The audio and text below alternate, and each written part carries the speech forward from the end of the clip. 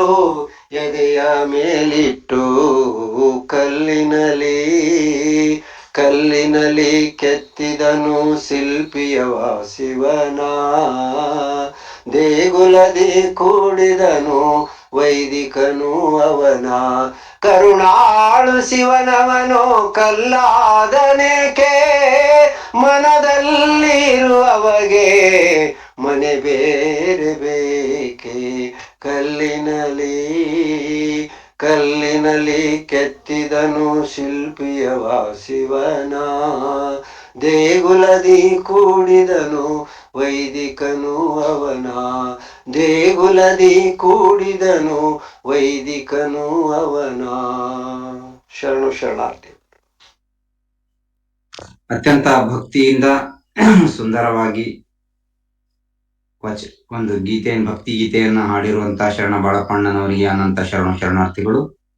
ಇದೀಗ ಶರಣೆ ಬಸವಶ್ರೀ ಅವರು ಕೂಡ ಒಂದು ವಚನ ಗಾಯನ ಮಾಡ್ತಾರೆ.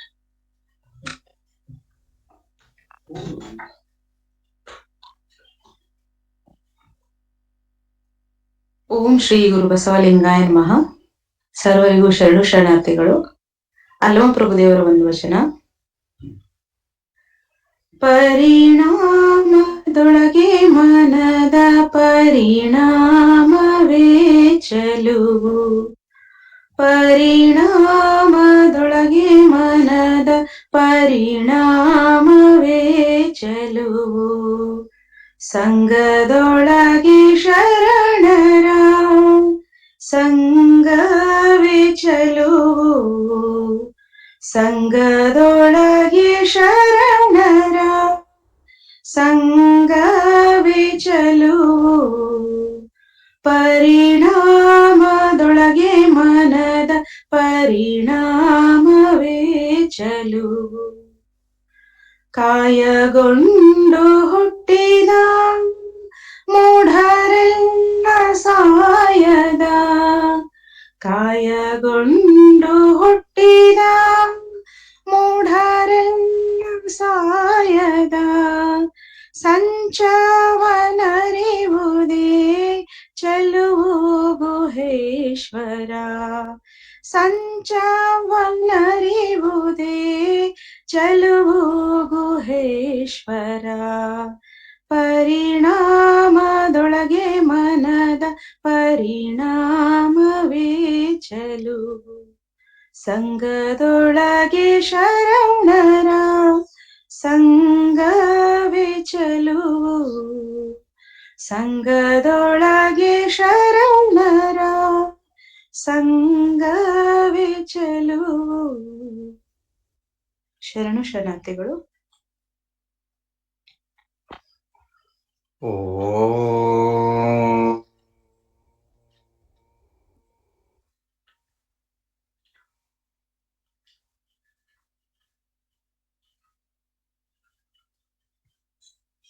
ಶ್ರೀ ಗುರು ಬಸವಲಿಂಗಾಯ ನಮಃ. ಒಮ್ಮೆಯೂ ಶ್ರೀ ಗುರುವಿನ ಶ್ರೀ ಚರಣವ ನೆನೆದರೆ ಭವಬಂಧನವ ಬಿಡುವುದು. ಗುರುವೇ ಶರಣು, ಗುರು ಲಿಂಗವೇ ಶರಣು, ಹರಿ ಬ್ರಹ್ಮಾದಿಗಳಿಗೋಗೋಚರವಾದ ಕೂಡಲ ಚನ್ನ ಸಂಗಯ್ಯನೆಂಬ ಲಿಂಗವ ತೋರಿದ ಬಸವ ಗುರುವೇ ಶರಣು ಶರಣಾರ್ಥಿ. ಸೃಷ್ಟಿಕರ್ತ ಪರಮಪ್ರಭು ಲಿಂಗದೇವರನ್ನು, ಧರ್ಮಪಿತ ಮಂತ್ರಪುರುಷ ಶರಣಾಗತ ರಕ್ಷಕ ವಜ್ರಪಂಜರ ಗುರು ಬಸವ ತಂದೆಯವರನ್ನು ಎನ್ನ ಹೃತ್ಕಮಲದಲ್ಲಿ ನೆನೆದು ವಚನ ಸಾಹಿತ್ಯವನ್ನ ಸಂಶೋಧಿಸುವ ಮೂಲಕ ಲಿಂಗಾಯತ ಧರ್ಮದ ಪುನರುತ್ಥಾನಕ್ಕೆ ನಾಂದಿ ಹಾಡಿರ್ತಕ್ಕಂತಹ ಗೃಹಸ್ಥ ಜಂಗಮ ಪರಮ ಪೂಜ್ಯ ಫಗು ಹಳಕಟ್ಟಿಯವರ ದಿವ್ಯ ಚೈತನ್ಯವನ್ನು ನೆನೆದು, ಧರ್ಮಕ್ರಾಂತಿಯ ಧೀರ ಯೋಗಿ ಪ್ರವಚನ ಪಿತಾಮಹ ಪರಮ ಪೂಜ್ಯ ಲಿಂಗಾನಂದ ಅಪ್ಪಾಜಿಯವರ ದಿವ್ಯ ಚೈತನ್ಯವನ್ನು ನೆನೆದು, ಧರ್ಮಕ್ರಾಂತಿಯ ದಿವ್ಯ ಜ್ಯೋತಿ ಪರಮ ಪೂಜ್ಯ ಲಿಂಗೈಕ್ಯ ಮಾತೆ ಮಹಾದೇವಿಯವರ ದಿವ್ಯ ಚೈತನ್ಯವನ್ನು ನೆನೆದು, ಇಂದಿನ ಅನುಭವದ ಅಡಿಗೆ ಕಾರ್ಯಕ್ರಮದಲ್ಲಿ ವಚನ ಗಾಯನ ಮಾಡಿರ್ತಕ್ಕಂತಹ ಶರಣ ಬಾಳಪ್ಪಣ್ಣನವರಿಗೂ, ಶರಣೆ ಬಸವಶ್ರೀಯವರಿಗೂ ಹಾಗೂ ಈ ಕಾರ್ಯಕ್ರಮದಲ್ಲಿ ಭಾಗಿಗಳಾಗಿರ್ತಕ್ಕಂಥ ಎಲ್ಲಾ ಶರಣ ಬಂಧುಗಳಿಗೂ ಅನಂತ ಶರಣು ಶರಣಾರ್ಥಿಗಳು. ಶರಣ ಬಂಧುಗಳೇ, ನಾವು ಸುಮಾರು 5-6 ವಾರಗಳಿಂದ ಗುರು ಬಸವಣ್ಣನವರ ದರ್ಶನವನ್ನ ರಾಷ್ಟ್ರದ ಲಾಂಛನದಲ್ಲಿ ಮಾಡ್ಕೊಳ್ತಾ ಬರ್ತಾ ಇದ್ದೀವಿ. ನಮ್ಮ ರಾಷ್ಟ್ರ ಲಾಂಛನದಲ್ಲಿರುವಂತಹ 24 ರಾಷ್ಟ್ರ ಲಾಂಛನದೊಳಗಡೆ ಇರ್ತಕ್ಕಂಥ ಅಶೋಕ ಚಕ್ರದಲ್ಲಿ ಏನು 24 ಗೆರೆಗಳಿದೆ, ಆ 24 ಗೆರೆಗಳ ಏನ್ ಅರ್ಥ ಅಂತಕ್ಕಂಥದ್ದು, ಒಬ್ಬ ಉದಾತ್ತವಾಗಿರ್ತಕ್ಕಂಥ ವ್ಯಕ್ತಿ, ಒಬ್ಬ ಈ ದೇಶದ ಶ್ರೇಷ್ಠವಾಗಿರ್ತಕ್ಕಂಥ ಪ್ರಜೆ ಹೊಂದಿರಬೇಕಾಗಿರ್ತಕ್ಕಂತಹ 24 ಉನ್ನತ ಉತ್ತಮವಾಗಿರ್ತಕ್ಕಂಥ ಸದ್ಗುಣಗಳು ಅವುಗಳು ಸೂಚಿಸ್ತವೆ. ಅಂಥ ಒಂದು 8 ಸದ್ಗುಣಗಳು ಗುರು ಬಸವಣ್ಣನವರಲ್ಲಿ ಹೇಗೆ ಇತ್ತು ಅಂತಕ್ಕಂಥದ್ದನ್ನ ನಾವು ಇಲ್ಲಿವರೆಗೆ ನೋಡಿದ್ದೇವೆ. ಇನ್ನ 9ನೆಯ ಗುಣ ಅದೇನ್ ಹೇಳುತ್ತೆ ಅಂತಂದ್ರೆ ಸೆಲ್ಫ್ಲೆಸ್ನೆಸ್ ಅಂತ. ಸೆಲ್ಫ್ಲೆಸ್ನೆಸ್, ನಿಸ್ವಾರ್ಥತೆ. ಇದು ಒಬ್ಬ ರಾಜಕಾರಣಿಗೂ, ಒಬ್ಬ ಧಾರ್ಮಿಕ ಜೀವಿಗೂ, ಒಬ್ಬ ಆಧ್ಯಾತ್ಮಿಕ ಜೀವಿಗೂ, ಪ್ರತಿಯೊಬ್ಬರಿಗೂ ಕೂಡ ಬೇಕಾಗಿರ್ತಕ್ಕಂಥ ಒಂದು ಶ್ರೇಷ್ಠವಾಗಿರ್ತಕ್ಕಂಥ ಗುಣ. ಈ ಜಗತ್ತಿನಲ್ಲಿ ಏನಾದರೂ ಅನ್ಯಾಯಗಳಾಗ್ತಾ ಇದ್ದಾವೆ, ಏನಾದರೂ ಒಂದು ಯುದ್ಧಗಳಾಗ್ತವೆ, ಏನಾದ್ರೂ ಒಬ್ರಿಗೊಬ್ರು ತುಳಿತಕ್ಕೊಳಗಾಗ್ತಾರೆ, ಒಬ್ರಿಗೊಬ್ರು ತುಳಿತಾರೆ, ಈ ಜಗತ್ತಿನಲ್ಲಿ ದುಃಖ ಇಂಥವೆಲ್ಲ ತುಂಬಿದೆ ಅಂತಂದ್ರೆ ಇದಕ್ಕೆ ಮುಖ್ಯ ಕಾರಣ ಅಂದ್ರೆ ಸ್ವಾರ್ಥ. ಮಾನವನ ಸ್ವಾರ್ಥ ಬಹಳ ಬಹಳ ಆಘಾತಕಾರಿ ಬೆಳವಣಿಗೆ ಈ ದೇಶದಲ್ಲಿ, ಸಮಾಜದಲ್ಲಿ ಉಂಟು ಮಾಡಿದೆ. ಹೀಗಾಗಿ ಇಲ್ಲಿ ಒಬ್ಬ ವ್ಯಕ್ತಿಯಲ್ಲಿ ಅದು ನಿಸ್ವಾರ್ಥತೆ ಅಂತಕ್ಕಂಥದ್ದು, ಸೆಲ್ಫ್ಲೆಸ್ನೆಸ್ ಅಂತಕ್ಕಂಥದ್ದು ಇರಬೇಕು. ಅಂಥವರಿಂದ ಮಾತ್ರ ಒಂದು ಧರ್ಮದ ಪ್ರಗತಿ ಆಗಿರ್ಬೋದು, ರಾಷ್ಟ್ರದ ಪ್ರಗತಿ ಆಗಿರ್ಬೋದು, ಕುಟುಂಬದ ಪ್ರಗತಿ ಆಗಿರ್ಬೋದು, ಇವೆಲ್ಲವೂ ಕೂಡ ಒಂದು ನಿಸ್ವಾರ್ಥದಿಂದ ಮಾತ್ರ ಸಾಧ್ಯ ಅಂತಕ್ಕಂಥದ್ದು ನಮ್ಮ ಅಶೋಕ ಚಕ್ರದಲ್ಲಿರ್ತಕ್ಕಂಥ ಒಂದು ಗೆರೆಯ ಅದು ನಮಗೆ ಒಂದು ಗುಣ ಹೇಳುತ್ತೆ. ಇಂತಹ ಗುಣ ನೋಡಿದಾಗ ನಾವು ಗುರು ಬಸವಣ್ಣನವರಲ್ಲಿ ನೋಡ್ಕೊಂಡಾಗ ಎಷ್ಟು ಅವರಲ್ಲಿ ಈ ನಿಸ್ವಾರ್ಥ ಭಾವ ಇತ್ತು, ನಿಸ್ವಾರ್ಥವಾಗಿರ್ತಕ್ಕಂಥ ಗುಣ, ಸೆಲ್ಫ್ಲೆಸ್ನೆಸ್ ಹೆಂಗಿತ್ತು ಗುರು ಬಸವಣ್ಣವರಲ್ಲಿ ಅಂತಕ್ಕಂಥ ನಾವು ನೋಡ್ತಾ ಇದ್ದೇವೆ. ಇವತ್ತಿನ ರಾಜಕಾರಣಿಗಳು, ಒಬ್ಬ ಸಣ್ಣ, ನೀವು ನೋಡ್ಬೇಕು ಇವತ್ತು ಹಳ್ಳಿ ಊರುಗಳಲ್ಲಿ ಒಂದ್ ಸಣ್ಣ ಗ್ರಾಮ ಪಂಚಾಯಿತಿ ಸದಸ್ಯ, ಗ್ರಾಮ ಪಂಚಾಯಿತಿ ಅಧ್ಯಕ್ಷ ಇಂಥವ್ರು ಆದ್ರೆ ಸಾಕು, ಅವರು ಲಕ್ಷಾಂತರ ರೂಪಾಯಿ ಮಾಡ್ಬೇಕು, ಆಸ್ತಿ ಪಾಸ್ತಿ ಮಾಡ್ಬೇಕು, ಜನಗಳಿಂದ ಕೊಳ್ಳೆ ಹೊಡಿಬೇಕು, ಯೋಜನೆ ಈ ಯೋಜನೆ ಕೊಡ್ತೀವಿ, ಅದನ್ನ ಸ್ಯಾಂಕ್ಷನ್ ಮಾಡ್ತೀವಿ, ಇದನ್ನ ಸ್ಯಾಂಕ್ಷನ್ ಮಾಡ್ತೀವಿ ಅಂತ ಹೇಳ್ಬಿಟ್ಟು ಜನಗಳಿಂದ ಹಣಗಳನ್ನ ಪಡ್ಕೊಂಡು ಆ ಸರ್ಕಾರದ ಸೌಲಭ್ಯಗಳನ್ನ ಅವರಿಗೆ ಕೊಡ ಮಾಡ್ಲಿಕ್ಕೆ ಒಬ್ಬ ಸಣ್ಣ ಗ್ರಾಮ ಪಂಚಾಯಿತಿ ಸದಸ್ಯ ಅಧ್ಯಕ್ಷರು ನೋಡ್ಬೇಕು ನೀವು. ಅವರಲ್ಲಿ ಎಷ್ಟು ಸ್ವಾರ್ಥ ತುಂಬಿ ತುಳುಕ್ತದೆ ಅಂತಂದ್ರೆ, ಸ್ವತಃ ತನ್ನ ಊರಿನವರಿಗೆ, ತನ್ನ ಅಕ್ಕಪಕ್ಕದ ಮನೆಯವರಿಗೆ, ತನ್ನ ಜೊತೆ ಒಡನಾಡಿ ಬೆಳೆದವರಿಗೂ ಕೂಡ ಆ ಹಣ ಇಲ್ದೇನೆ ಅವ್ರು ಕೆಲಸ ಮಾಡ್ಕೊಡಲ್ಲ ಅಂತ ಪರಿಸ್ಥಿತಿ ಇವತ್ತು ನಿರ್ಮಾಣ ಆಗಿರ್ತಕ್ಕಂಥದ್ದು. ಆದರೆ ಗುರು ಬಸವಣ್ಣನವರು, ಇನ್ನ ಈ ದೊಡ್ಡ ದೊಡ್ಡ ರಾಜಕಾರಣಿಗಳಂತೂ ನೀವು ಅವ್ರದ್ದು ಕೇಳೋದೇ ಬೇಡ, ಎಷ್ಟು ಸ್ವಾರ್ಥ ಇರುತ್ತೆ. ಒಬ್ಬೊಬ್ಬ ರಾಜಕಾರಣಿಗಳದ್ ನೀವು ಆಸ್ತಿ ಪಾಸ್ತಿ ನೋಡ್ರಿ, ನಮ್ಮ ರಾಜ್ಯದಲ್ಲಿ, ನಮ್ಮ ದೇಶದಲ್ಲಿ, ಪ್ರಪಂಚದಲ್ಲಿ ಎಲ್ಲಾ ಕಡೆ. ಕೆಲವೊಂದು ದೇಶಗಳು ಇದನ್ನು ಉತ್ತಮವಾಗಿ ಫಾಲೋ ಮಾಡ್ತವೆ, ಆದ್ರೆ ಇವತ್ತು ನಮ್ಮ ದೇಶದಲ್ಲಿ ಒಬ್ಬ ಸಣ್ಣ ಸಣ್ಣ ರಾಜಕಾರಣಿ ಹಿಡ್ಕೊಂಡು ದೊಡ್ಡ ದೊಡ್ಡ ರಾಜಕಾರಣಿ ಒಳಗ ಏನ್ ಹೇಳ್ತಾರ ಗೊತ್ತಾ, 70% ಈ ನಮ್ಮ ದೇಶದ 70% ಸಂಪತ್ತು 30% ಜನರ ಕೈಯಲ್ಲಿದೆ ಅಂತ.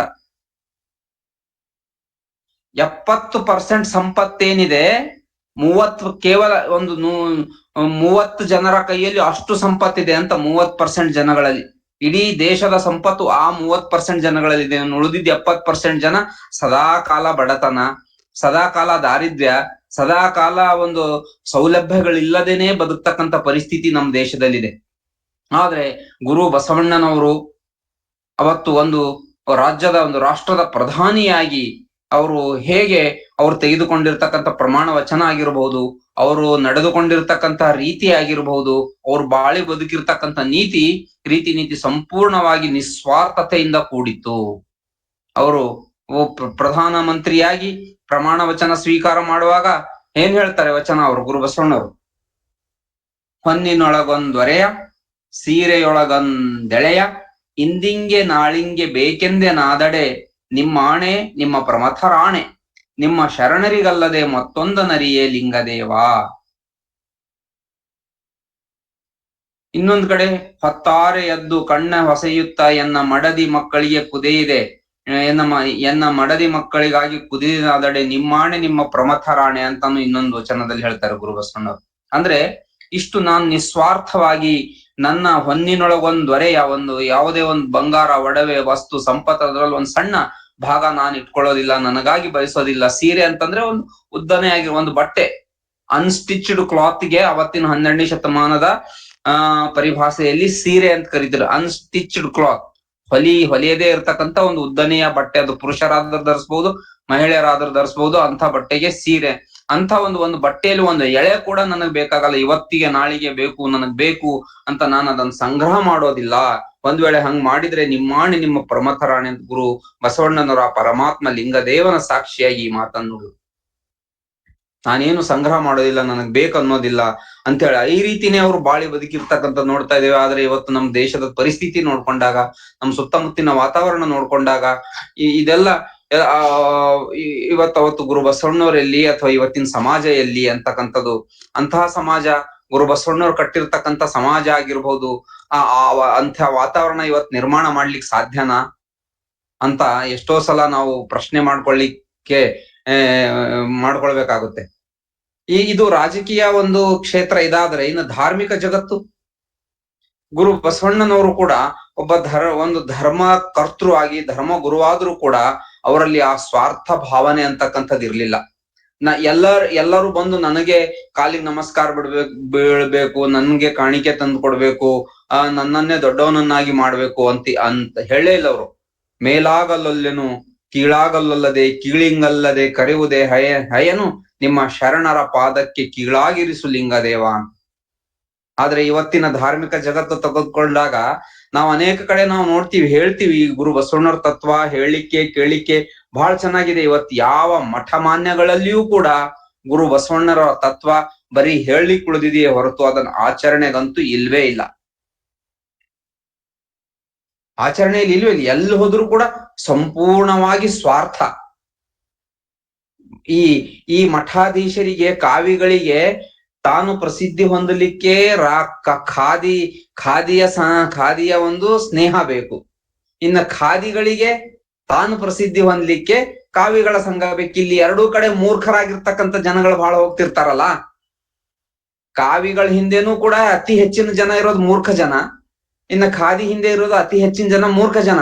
ಹಿಂಗಾಗಿ ಅವ್ರ ಮೂರ್ಖ ಜನರನ್ನ ಇವ್ರು ಮರಳು ಮಾಡ್ಬೇಕು, ಇವ್ರ ಮೂರ್ಖ ಜನರನ್ನ ಅವ್ರು ಮರಳು ಮಾಡ್ಬೇಕು ಅಂತ ಹೇಳ್ಬಿಟ್ಟು ಅವ್ರೊಬ್ರಿಗೊಬ್ರಿಗೆ ಬಹಳ ದೊಡ್ಡ ಇವತ್ತು ಸ್ನೇಹ, ಇವತ್ ನಮ್ಮ ಸಮಾಜದಲ್ಲಿ ಬಹಳ ದೊಡ್ಡ ಸ್ನೇಹ ಯಾರ ಮಧ್ಯೆ ಇದೆ ಅಂತಂದ್ರೆ ಕಾವಿ ಮತ್ತು ಖಾದಿ ಮಧ್ಯೆ. ಕಾವಿಧಾರಿಗಳು ಮತ್ತು ಈ ರಾಜಕಾರಣಿಗಳ ಮಧ್ಯೆ ಬಹಳ ದೊಡ್ಡ ಸ್ನೇಹ. ಎಲ್ಲದಕ್ಕೂ ಅವ್ರಿಗೆ ಇವ್ರು ಬೇಕು, ಇವ್ರಿಗೆ ಅವ್ರು ಬೇಕು. ಅದು ಅದರಲ್ಲಿ ಮತ್ತೆ ಸ್ವಾರ್ಥ ಸಂಪೂರ್ಣವಾಗಿ. ಅವರಿಂದ ಇವ್ರು ಪ್ರಸಿದ್ಧಿ ಹೊಂದಬೇಕು, ಇವರಿಂದ ಅವ್ರ ಪ್ರಸಿದ್ಧಿ ಹೊಂದಬೇಕು, ಇಷ್ಟೇ ಅಲ್ಲಿ ಉದ್ದೇಶ ಇರೋದು. ಯಾರಿಗಾರ ಧರ್ಮ ಪ್ರಚಾರ ಮಾಡ್ಬೇಕು, ಧರ್ಮ ಬೋಧನೆ ಮಾಡ್ಬೇಕು, ಅಥವಾ ರಾಜಕಾರಣಿಗಳಿಂದ ಅವರಿಗೆ ಒಂದ್ ವೇಳೆ ರಾಜಕಾರಣಿಗಳು ತಮ್ಮ ಮಠದ ಶಿಷ್ಯರಿದ್ದಾರೆ ಅಂತಂದ್ರೆ ಅವ್ರಿಗೆ ತಿಳಿ ಹೇಳ್ಬೇಕು, ಬುದ್ಧಿ ಹೇಳಿ ನಮ್ ಧರ್ಮಕ್ಕಾಗಿ ಏನಾರ ಮಾಡು, ಈ ಧರ್ಮದಲ್ಲಿ ನೀನು ಹುಟ್ಟಿದೆ ಅಂತ ಬುದ್ಧಿ ಮಾತು ಹೇಳ್ಬೇಕು ಅನ್ನೋದು ಇಲ್ವೇ ಇಲ್ಲ.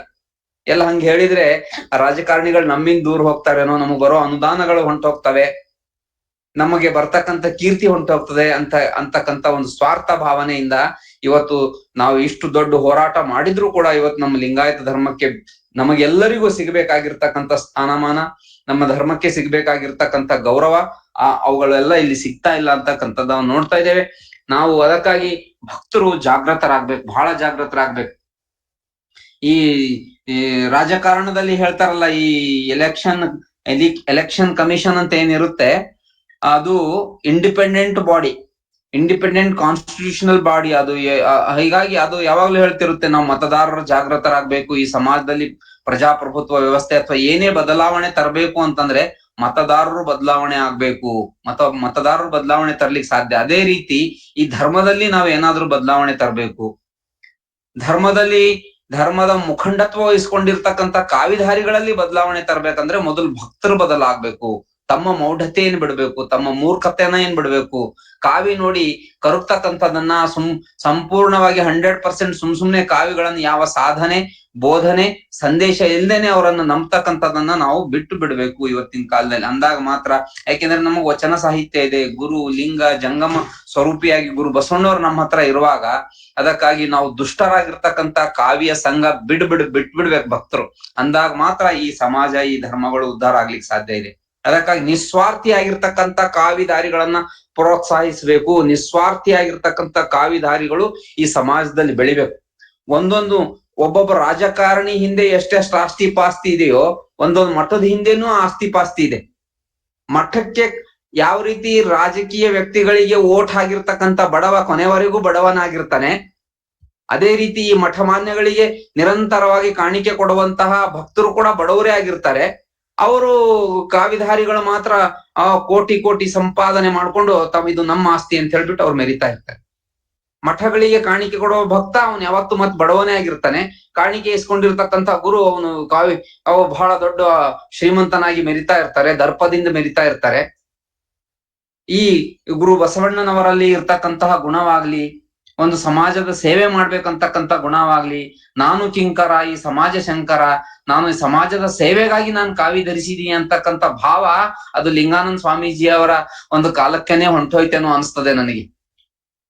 ಪರಮ ಪೂಜ್ಯ ಲಿಂಗಾನಂದ ಅಪ್ಪಾಜಿ ಅವರು ಪೀಠಾರೋಹಣದ ಸಂದೇಶ, ಇವತ್ತು ಅದರದ್ದು ವಿಡಿಯೋಗಳು ಇದೆ, ಅವರು ಪೀಠಾರೋಹಣದ ಸಂದೇಶ ಕೊಟ್ಟಿರ್ತಕ್ಕಂಥ ವಿಡಿಯೋಗಳು ಇದಾವೆ. ಅವ್ರು ಹೇಳ್ತಾರೆ ಅದರಲ್ಲಿ, ಈ ನನ್ನನ್ ಪೀಠದ ಮೇಲೆ ಯಾಕೆ ಕೂರ್ಸಿರಿ ಅಂತಂದ್ರೆ, ಇವನ್ ಎಲ್ಲರಿಗಿಂತ ಹೆಚ್ಚಿಗೆ ಸೇವೆ ಮಾಡುವಂತಹ ವ್ಯಕ್ತಿ ಅಂತ ಗುರುತಿಸೋದಕ್ಕೋಸ್ಕರ ನನ್ನನ್ನು ನೀವು ಪೀಠದ ಮೇಲೆ ಕೂಡ್ಸಿರಿ ಅಷ್ಟೇನೆ. ಇದು ಪೀಠ, ಇದು ಸೇವೆ ಮಾಡುವ ಪೀಠವೇ ಹೊರತು ಸೇವೆ ಮಾಡಿಸಿಕೊಳ್ಳುವಂತಹ ಪೀಠ ಅಲ್ಲ, ಅಥವಾ ಭಕ್ತರನ್ನ ಸೇವನೆ ಮಾಡುವಂತಹ ಪೀಠ ಅಲ್ಲ ಅಂತಕ್ಕಂಥ ಮಾತನ್ನ ಅವ್ರು ಹೇಳಿದ್ರು. ಅದಕ್ಕಾಗಿ ಅಂಥ ಒಂದು ಜಂಗಮರು, ಅಂಥ ನಿಸ್ವಾರ್ಥ ಕಾವಿಧಾರಿಗಳು, ನಿಸ್ವಾರ್ಥ ಜಂಗಮರು ಈ ಸಮಾಜಕ್ಕೆ ಬೇಕಾಗಿದೆ ಹೊರತು ಈ ಕೇವಲ ಶಿಕ್ಷಣ ಸಂಸ್ಥೆಗಳನ್ನು ಕಟ್ಟಿಕೊಂಡು ಅಥವಾ ಯಾವುದೇ ಧರ್ಮ ಪ್ರಚಾರವಿಲ್ಲದೆ, ಧರ್ಮ ಬೋಧೆ ಇಲ್ಲದೆ, ದಿನ ಬೆಳಗಾದರೆ ರಾಜಕೀಯ ವ್ಯಕ್ತಿಗಳ ಜೊತೆ ಸ್ನೇಹ ಸಂಬಂಧ ಬೆಳೆಸ್ತಕ್ಕಂಥ ಒಂದು ಕಾವಿಧಾರಿಗಳ ಅಗತ್ಯ ಇವತ್ತು ಸಮಾಜಕ್ಕಿಲ್ಲ. ಅದಕ್ಕಾಗಿ ನಾವು ಪ್ರಜಾಪ್ರಭುತ್ವದಲ್ಲಿ ಬದಲಾವಣೆ ತರಲಿಕ್ಕೆ ಹೇಗೆ ಮತದಾರ ಜಾಗೃತ ಆಗ್ಬೇಕು, ಅದೇ ರೀತಿ ಧರ್ಮ ಕಾರಣದಲ್ಲಿ ಬದಲಾವಣೆ ತರಬೇಕಂದ್ರೆ ಭಕ್ತರು ಬದಲಾಗ್ಬೇಕು. ಭಕ್ತರು ವಚನ ಸಾಹಿತ್ಯ ಓದ್ಬೇಕು, ನಿಜ ಧರ್ಮ ಏನಿದೆ, ಗುರು ಬಸವಣ್ಣವ್ರ ಧರ್ಮ ಏನಿದೆ ಅಂತಕ್ಕಂಥದ್ದು ನಾವು ತಿಳ್ಕೊಳ್ಬೇಕು. ಅವಾಗ ಮಾತ್ರ ನಮ್ಮಲ್ಲಿ ಒಂದು ಆತ್ಮಬಲ, ಧೈರ್ಯ ಬರ್ಲಿಕ್ಕೆ ಸಾಧ್ಯ ಇದೆ. ಇಲ್ಲಂದ್ರೆ ಇವತ್ತು ಬಹುಸಂಖ್ಯಾತ ಜನ ಆ ಕಾವಿ ಧರಿಸಿರ್ತಕ್ಕಂಥ ವ್ಯಕ್ತಿ ಎಂಥವನೇ ಇರ್ಲಿ, ಆ ಕಾವಿ ಬಟ್ಟೆ ನೋಡಿದ್ರೆ ಕೂಡ ಹೆದರೋದೆ. ಅವ್ರಿಗೆ ನಮ್ ಏನ್ ಕೆಡುಕಾಗುತ್ತೋ, ಅವ್ರಿಗೆ ಕೊಟ್ಟಿಲ್ಲ ಅಂದ್ರೆ ಇಂತ ಒಂದು ಹೆದರಿಕೆ ಭಾವನೆ ಇರುತ್ತೆ. ಹಾಗೇನಿಲ್ಲ, ಎಲ್ಲರೂ ಕಾವಿಧಾರಿಗಳು ಕೂಡ ನಮ್ಮಂತೆ ಸಹಜ. ಇವತ್ತು ಕಾವಿ ಧರಿಸುವಿಕೆ ಒಂದು ಉದ್ಯೋಗ ಆಗ್ಬಿಟ್ಟಿದೆ, ಒಂದು ಕಾಯಕ. ಅದು ಅವರಿಗೆ ಅವ್ರ ಜೀವನ ಬದುಕೊಳ್ಳಿಕ್ಕೆ, ಜೀವನ ನಡೆಸಲಿಕ್ಕೆ ಒಂದು ಉದ್ಯೋಗ ಮಾಡ್ಕೊಂಡಿದ್ದಾರೆ ಹೊರತು ನಾನ್ ಕಾವಿ ಧರಿಸಿ ಸೇವೆ ಮಾಡ್ಬೇಕು ಅಂತಕ್ಕಂಥ ಭಾವನೆನೇ ಯಾರಲ್ಲೂ ಉಳ್ಕೊಂಡಿಲ್ಲ ಇವತ್ತು. ಅದಕ್ಕಾಗಿ ಇಂಥ ನಿಸ್ವಾರ್ಥತೆ ಅಂತಕ್ಕಂಥ ಗುಣ, ಇದು 9ನೇ ಗುಣ ಹೇಳುತ್ತೆ. ಆ ಗುಣ ಪ್ರತಿಯೊಬ್ಬರಲ್ಲೂ ಇರ್ಬೇಕು ಅಂತಕ್ಕಂಥ ವಿಚಾರ ಇಲ್ಲಿದೆ. ಅದು ಗುರು ಬಸವಣ್ಣನವರಲ್ಲಿ ಅಂಥ ಗುಣ ಬಹಳ ಅತಿ ಎತ್ತರಕ್ಕಿತ್ತು ಅಂತಕ್ಕಂಥದ್ದನ್ನು ನಾವು ನೋಡ್ತಾ ಇದ್ದೇವೆ. ಇನ್ನು 10ನೆಯ ಗುಣ ಅದು ಏನ್ ಹೇಳುತ್ತೆ ಅಂತಂದ್ರೆ ಸೆಲ್ಫ್ ಕಂಟ್ರೋಲ್, ಸ್ವನಿಯಂತ್ರಣ.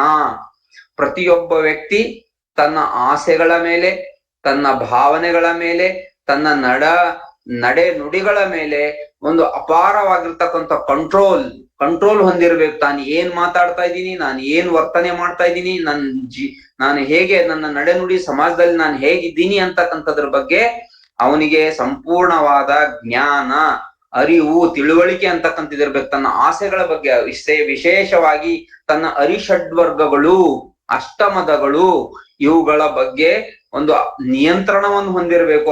ಇದು ಸುಮ್ಮನೆ ಸಾಧ್ಯ ಇಲ್ಲ. ಕಾವಿ ಧರಿಸಿದ ತಕ್ಷಣನೇ ಈ ಸ್ವನಿಯಂತ್ರಣ ಬರ್ಲಿಕ್ಕೆ ಸಾಧ್ಯ ಇಲ್ಲ. ಎಷ್ಟೋ ಕಾವಿಧಾರಿಗಳು ನೋಡಿ, ನಾಲಿಗೆ ಮೇಲೆ ನಿಯಂತ್ರಣ ಇರೋದಿಲ್ಲ, ಕೆಟ್ಟ ಶಬ್ದಗಳು ಮಾತಾಡ್ತಾರೆ, ಕೆಟ್ಟ ಶಬ್ದಗಳು ಬೈತಾರೆ. ನಾಲಿಗೆಯಲ್ಲಿ ಒಂದು ಮಾತಾಡ್ಲಿಕ್ಕೆ ನಿಯಂತ್ರಣ ಇರೋದಿಲ್ಲ, ಇನ್ನೊಂದು ಅದನ್ನ ಆಹಾರ ಸ್ವೀಕಾರ ಮಾಡೋದ್ರಲ್ಲಿ ನಿಯಂತ್ರಣ ಇರೋದಿಲ್ಲ. ಈ ರೀತಿ ಒಂದು ಇವತ್ತಿನ ಸಮಾಜ ಇರ್ತಕ್ಕಂಥದ್ದು ನಾವು ನೋಡ್ತಾ ಇದ್ದೇವೆ. ಆದ್ರೆ ಅಲ್ಲಿ ಗುರು ಬಸವಣ್ಣವರು ಹೆಂಗಿದ್ರು, ಗುರು ಬಸವಣ್ಣವ್ರ ತತ್ವ ಹೆಂಗಿತ್ತು, ಆದಿ ಶರಣರು ಹೆಂಗಿದ್ರು, ಅವ್ರ ಹತ್ರ ಯಾವ ರೀತಿ ಇದನ್ನ ಸ್ವನಿಯಂತ್ರಣ ಅಂತಕ್ಕಂಥದ್ದಿತ್ತು. ಇವತ್ತು ನಾವು ನೋಡ್ತೀವಿ, ಒಂದು ರಾಷ್ಟ್ರೀಯ ಬಸವದಳದ ಅಧ್ಯಕ್ಷನಾದ್ರೆ ಸಾಕು, ಅವನು ಏನ್ ಆಡಿದ್ದೆ ಆಟ, ನಡೆ ನುಡಿ ನಾನು ಏನ್ ಬೇಕಾದ್ರೂ ಮಾಡ್ಬೋದು ಅಂತಕ್ಕಂಥ ಭಾವನೆ ಇವತ್ತು ಬೆಳ್ಕೊಂಡ್ಬಿಟ್ಟಿದೆ. ಕಂಡ ಹೆಣ್ಮಕ್ಳಿಗೆಲ್ಲ ಒಂದು ದೌರ್ಜನ್ಯ ಮಾಡೋದು. ಒಬ್ಬ ಬಸವದಳದ ಶರಣ ಅಂತಂದ್ರೆ ಹೆಂಗಿರ್ತಾನೆ, ಅವನು ಅತ್ಯಂತ ಸ್ವನಿಯಂತ್ರಣವಾಗಿ, ಏನು ವೃತ್ತಿ ಅವನು ವೀರ, ವೃತ್ತಿ ಅಂತ ಆ ರೀತಿ ಗುಣಗಳಿರ್ತವೆ ಅವ್ರ ಹತ್ರ. ಇಂಥವ್ರು ಆದ್ರೆ ಇಲ್ಲಿ ಗುರು ಬಸವಣ್ಣವ್ರ ಸೆಲ್ಫ್ ಕಂಟ್ರೋಲ್, ಒಬ್ಬ ಸಮಾಜದಲ್ಲಿ ಸ್ಪೆಷಲಿ ಸಮಾಜ ಸೇವೆ ಮಾಡ್ತೀನಿ ಅಂತಕ್ಕಂಥವನು, ಸಮಾಜ ಮುಖಿಯಾಗಿ ಗುರುತಿಸ್ಕೊಳ್ತಕ್ಕಂಥ ವ್ಯಕ್ತಿಯಲ್ಲಿ ಈ ಗುಣ ಬಹಳ ಇರ್ಬೇಕು. ಗುರು ಬಸವಣ್ಣವ್ರು ಹೇಳ್ತಾರೆ, ಹರಿವ ಹಾವಿ ಗಂಜೆ, ಉರಿಯ ನಾಲಗೆ ಗಂಜೆ, ಸುರಗಿಯ ಮೊನೆಗಂಜೆ, ಒಂದ ಕಂಜುವೆ ಒಂದ ಕಳಕುವೆ, ಪರಸ್ತ್ರೀ ಪರಧನವೆಂಬಿ ಜೂಬಿ ಗಂಜುವೆ, ಮುನ್ನಂಜದ ರಾವಣನೇ ವಿಧಿಯಾದ ಅಂಜುವೆನಯ್ಯ ಲಿಂಗದೇವ ಅಂತಂದ್ರು. ನೋಡ್ರಿ, ಇದು ಎಷ್ಟು ಗುರುತಿಸ್ತಾರೆ, ಎಷ್ಟು ಸೂಕ್ಷ್ಮವಾಗಿ ಧರ್ಮ ಮಾರ್ಗದಲ್ಲಿ ನಡೀತಕ್ಕಂಥ ವ್ಯಕ್ತಿಗೆ, ಧಾರ್ಮಿಕ ಮುಖಂಡತ್ವವನ್ನು ವಹಿಸ್ಕೊಳ್ತಕ್ಕಂಥ ವ್ಯಕ್ತಿಗೆ, ಈ ಧರ್ಮದ ಅನುಯಾಯಿಗೆ ಅವರು ಹೇಳಿಕೊಡುವಂತಹ ಗುಣ ಇದು ಗುರು ಬಸವಣ್ಣವ್ರು. ಹರಿಯುವ ಹಾವಿ ಗಂಜೆ, ನಾನು ಮೈ ಮೇಲೆ ಹರಿದು ಬಂದ್ರೆ, ಒಂದ್ ವೇಳೆ ಹಾವು ಏನಾದ್ರೂ ಹರಿದು ಬಂದ್ರು ಅದಕ್ಕೆ ಹೆದರೋದಿಲ್ಲ. ನನ್ ಮೇಲೆ ಉರಿಯುವಂತಹ ನಾಲಿಗೆ ಚಾಚಿದ್ರೆ, ಉರಿಯುವಂತಹ ಕೆಂಡದ ಒಂದು ನಾಲಿಗೆ ನನ್ ಮೇಲೆ ಬಂದು ಬಿದ್ರು ಕೂಡ ನಾನು ಅದಕ್ಕೆ ಹೆದರೋದಿಲ್ಲ. ಸುರಗಿಯ ಮೊನೆಗಂಜೆ, ಶಾರ್ಪ್ ಆಗಿರ್ತಕ್ಕಂಥ ಈಟಿ ಯಾರಾದ್ರೂ ತಿವಿಲಿಗ್ ಬಂದ್ರು ನಾನು ಅದಕ್ಕೆ ಹೆದರೋದಿಲ್ಲ. ಆದರೆ ಪರಸ್ತ್ರೀ ಪರ ಧನವೆಂಬಿ ಜೂಬಿ ಗಂಜುವೆ. ಗುರು ಬಸವಣ್ಣನವರು ತಮ್ಮ ವಚನಗಳಲ್ಲಿ ಅಥವಾ ತಮ್ಮ ಧರ್ಮದಲ್ಲಿ, ತತ್ವದಲ್ಲಿ ಒಂದು 3 ವಿಷಯಗಳನ್ನು ಗುರುತಿಸ್ತಾರೆ.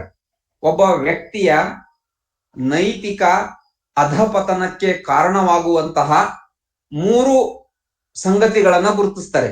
ಅದು ಒಂದು ಪರಧನ, ಪರಸ್ತ್ರೀ, ಇನ್ನು ಪರದೈವ. ನೆನ್ಪಿಟ್ಕೊಳ್ರಿ ಸರಿಯಾಗಿ.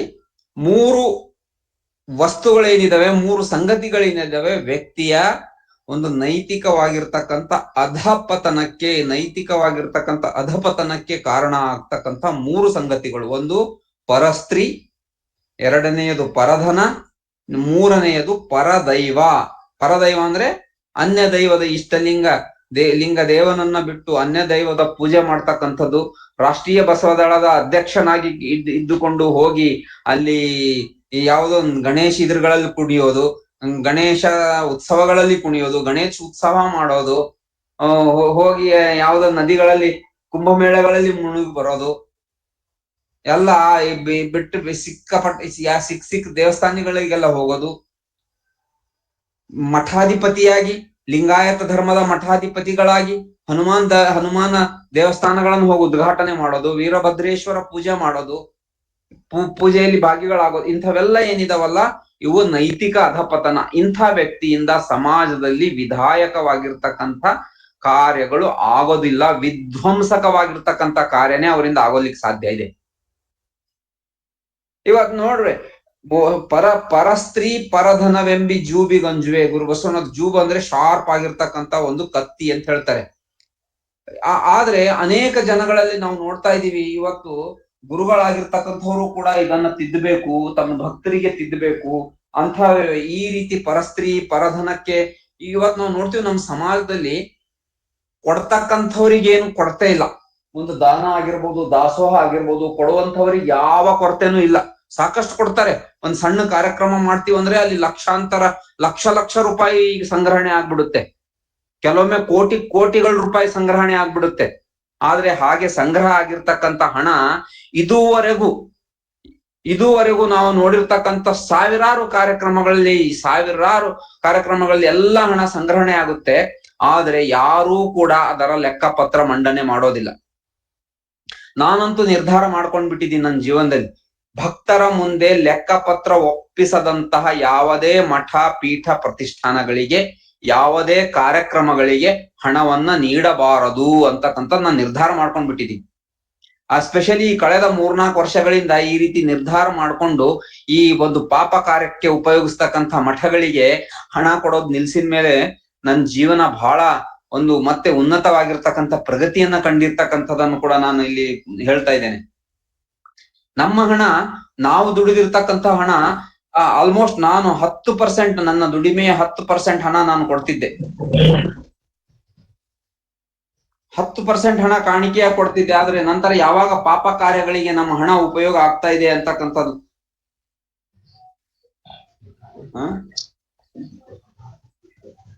ಸರ್ವಜ್ಞ ಯಾರೋ ಮಾದಪ್ಪ ಅನ್ನೋರ್ದು ಇದಾಗ್ತೈತೆ, ಆನ್ ಆಗ್ತೈತಿ ನೋಡ್ರಿ.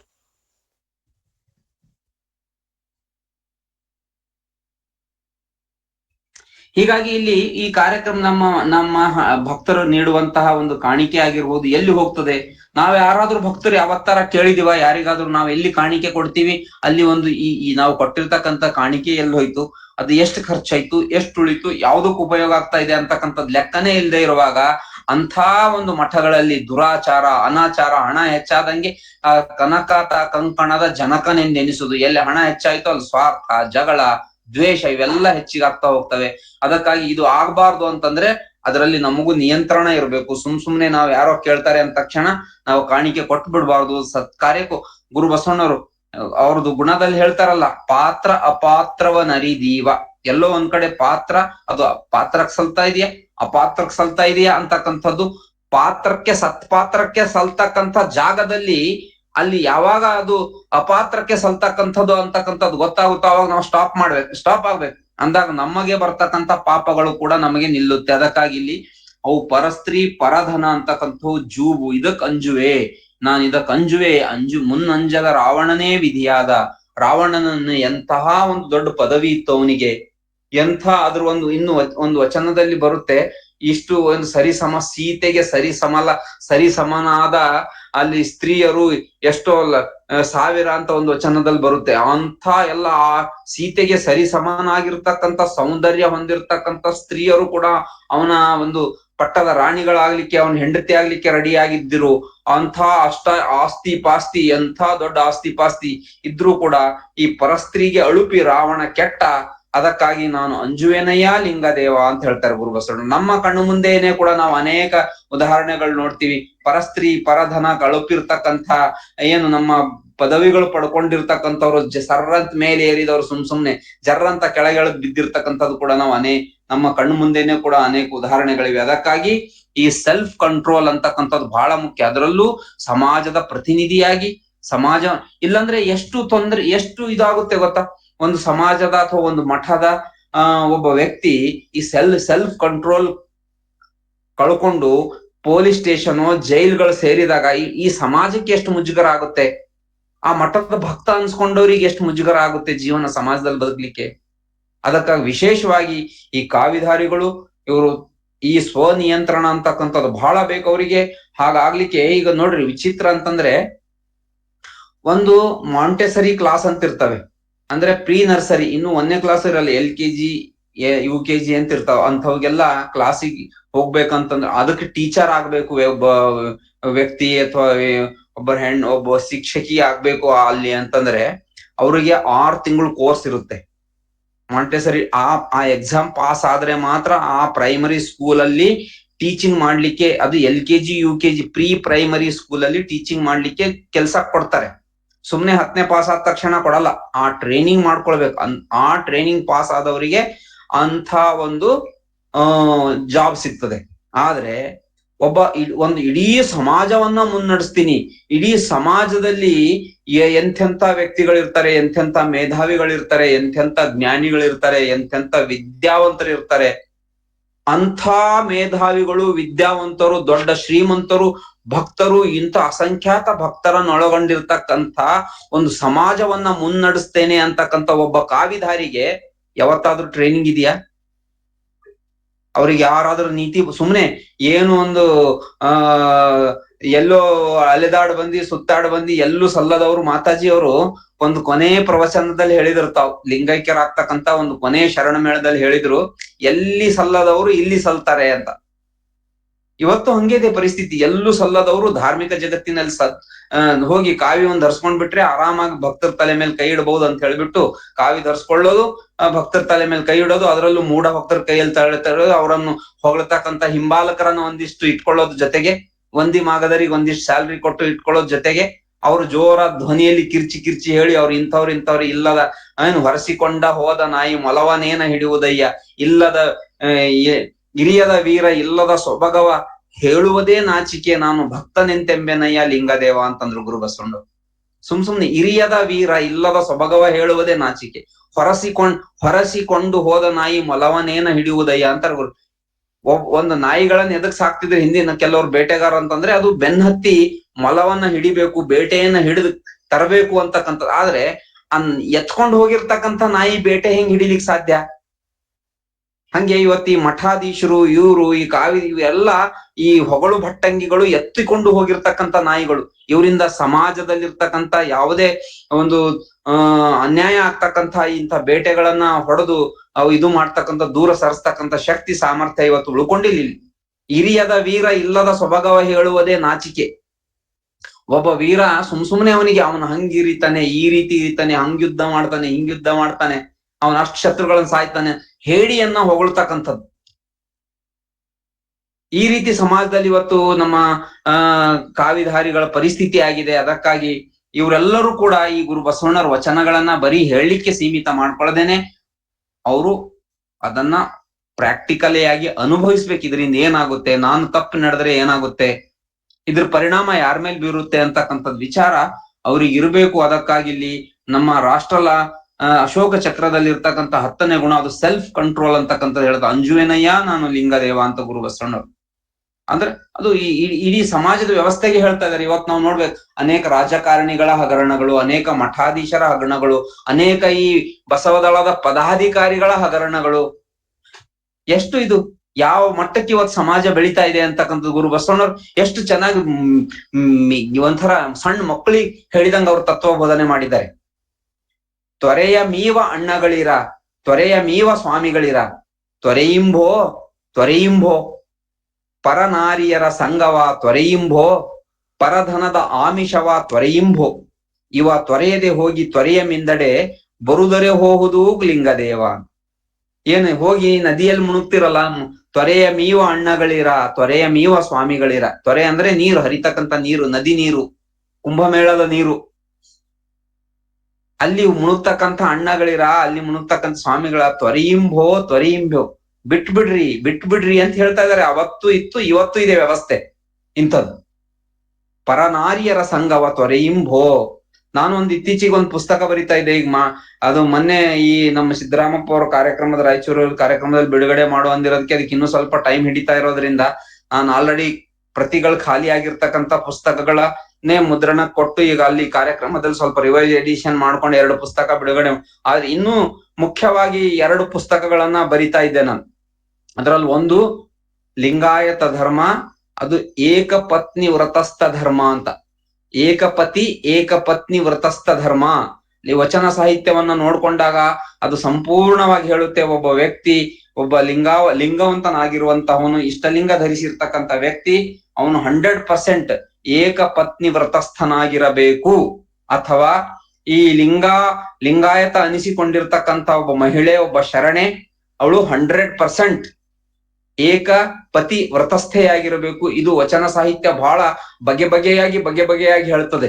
ಇವತ್ತು ನಾವು ಸಮಾಜವನ್ನು ನೋಡ್ಕೊಂಡಾಗ ನಮ್ಮ ಸಮಾಜದಲ್ಲಿ ಇರ್ತಕ್ಕಂಥ ಕೆಲವರು ದುಷ್ಟ ಶಕ್ತಿಗಳು, ಅದರಲ್ಲೂ ಬಂದು ನಮ್ಮ ಬಸವದಳಗಳ ಸಂಘಟನೆಗಳಲ್ಲಿ ಸೇರ್ಕೊಂಡಿರ್ತಕ್ಕಂಥ ಕೆಲವರು ದುಷ್ಟರನ್ನು ನೋಡ್ಕೊಂಡಾಗ ನಾವು ಇವತ್ತು ಅಂಥ ದುಷ್ಟರು ಸಮಾಜದ ಪ್ರತಿನಿಧಿಯಾಗಿ ಈ ಪರನಾರಿಯರ ಸಂಘವನ್ನು ಮಾಡ್ಕೊಂಡು, ಪರನಾರಿಯರಿಗೆ ತೊಂದರೆ ಕೊಟ್ಕೊಂಡು, ದೌರ್ಜನ್ಯ ಎಸ್ಕೊಂಡು, ಅತ್ಯಾಚಾರಗಳನ್ನ ಮಾಡ್ಕೊಂಡು ಇವತ್ತು ಸಮಾಜದಲ್ಲಿ ನಿಂತಾಗ ಮೆರಿತಾ ಇರುವಾಗ ಇನ್ನು ಅವ್ರ ಹಿಂಬಾಲಕರು ಅಂತವ್ರೆ ತಯಾರಾಗ್ತಾರ. ಮತ್ತೆ ಅವ್ರ ಹಿಂಬಾಲಕರು ಅಂತವ್ರೆ ನಮ್ಮ ಅಧ್ಯಕ್ಷನೇ ಇಂಥವನಿದ್ದಾನೆ, ಇದು ನಡೀತದೆ, ಮಾಡಿದ್ರೆ ನಡೀತದೆ ಅಂತ ಹೇಳ್ಬಿಟ್ಟು ಇವತ್ತು ಸಮಾಜ ನಮ್ಮ ನೀವು ಒಂದೊಂದ್ ಇಲ್ಲಿರೋರು ಇಲ್ಲಿ ನಮ್ಮ ಅನುಭವದ ಅಡಿಗೆ ಆಗಿರ್ಬೋದು, ಅಥವಾ ನಮ್ಮ ವೀರಣ್ಣವ್ರ ಏನ್ ನಡೆಸ್ತಾರೆ ಬಸವ ಚಿಂತನ ಪ್ರಭೆ ಇಂಥ ಕಾರ್ಯಕ್ರಮದಲ್ಲಿ ಇರ್ತಕ್ಕಂಥ ಕೆಲವರು ಅನೇಕ ಜನರೆಲ್ಲ ಎಲ್ಲ ಗುರು ಬಸವಣ್ಣವ್ರ ತತ್ವ ತಿಳ್ಕೊಂಡಾರ. ನಾನು ಇವ್ರ ಬಗ್ಗೆ ಹೇಳ್ತಾ ಇಲ್ಲ. ಆದ್ರೆ ಹೊರಗಡೆ ಸಮಾಜ, ನಾವು ಸಮಾಜವನ್ನ ಹೆಚ್ಚಿಗೆ ಪ್ರತಿಬಿಂಬಿಸೋದಿಲ್ಲ, ನಾವು ಪ್ರತಿನಿಧಿಸೋದಿಲ್ಲ. ನಾವೆಲ್ಲರೂ ನಮ್ಮ ವೈಯಕ್ತಿಕ ಜೀವನ ಮಾಡ್ಕೊಂಡು, ಕಾಯಕ ಮಾಡ್ಕೊಂಡು, ನಮ್ಮ ದಿನನಿತ್ಯದ ಇಷ್ಟಲಿಂಗಾರ್ಚನೆ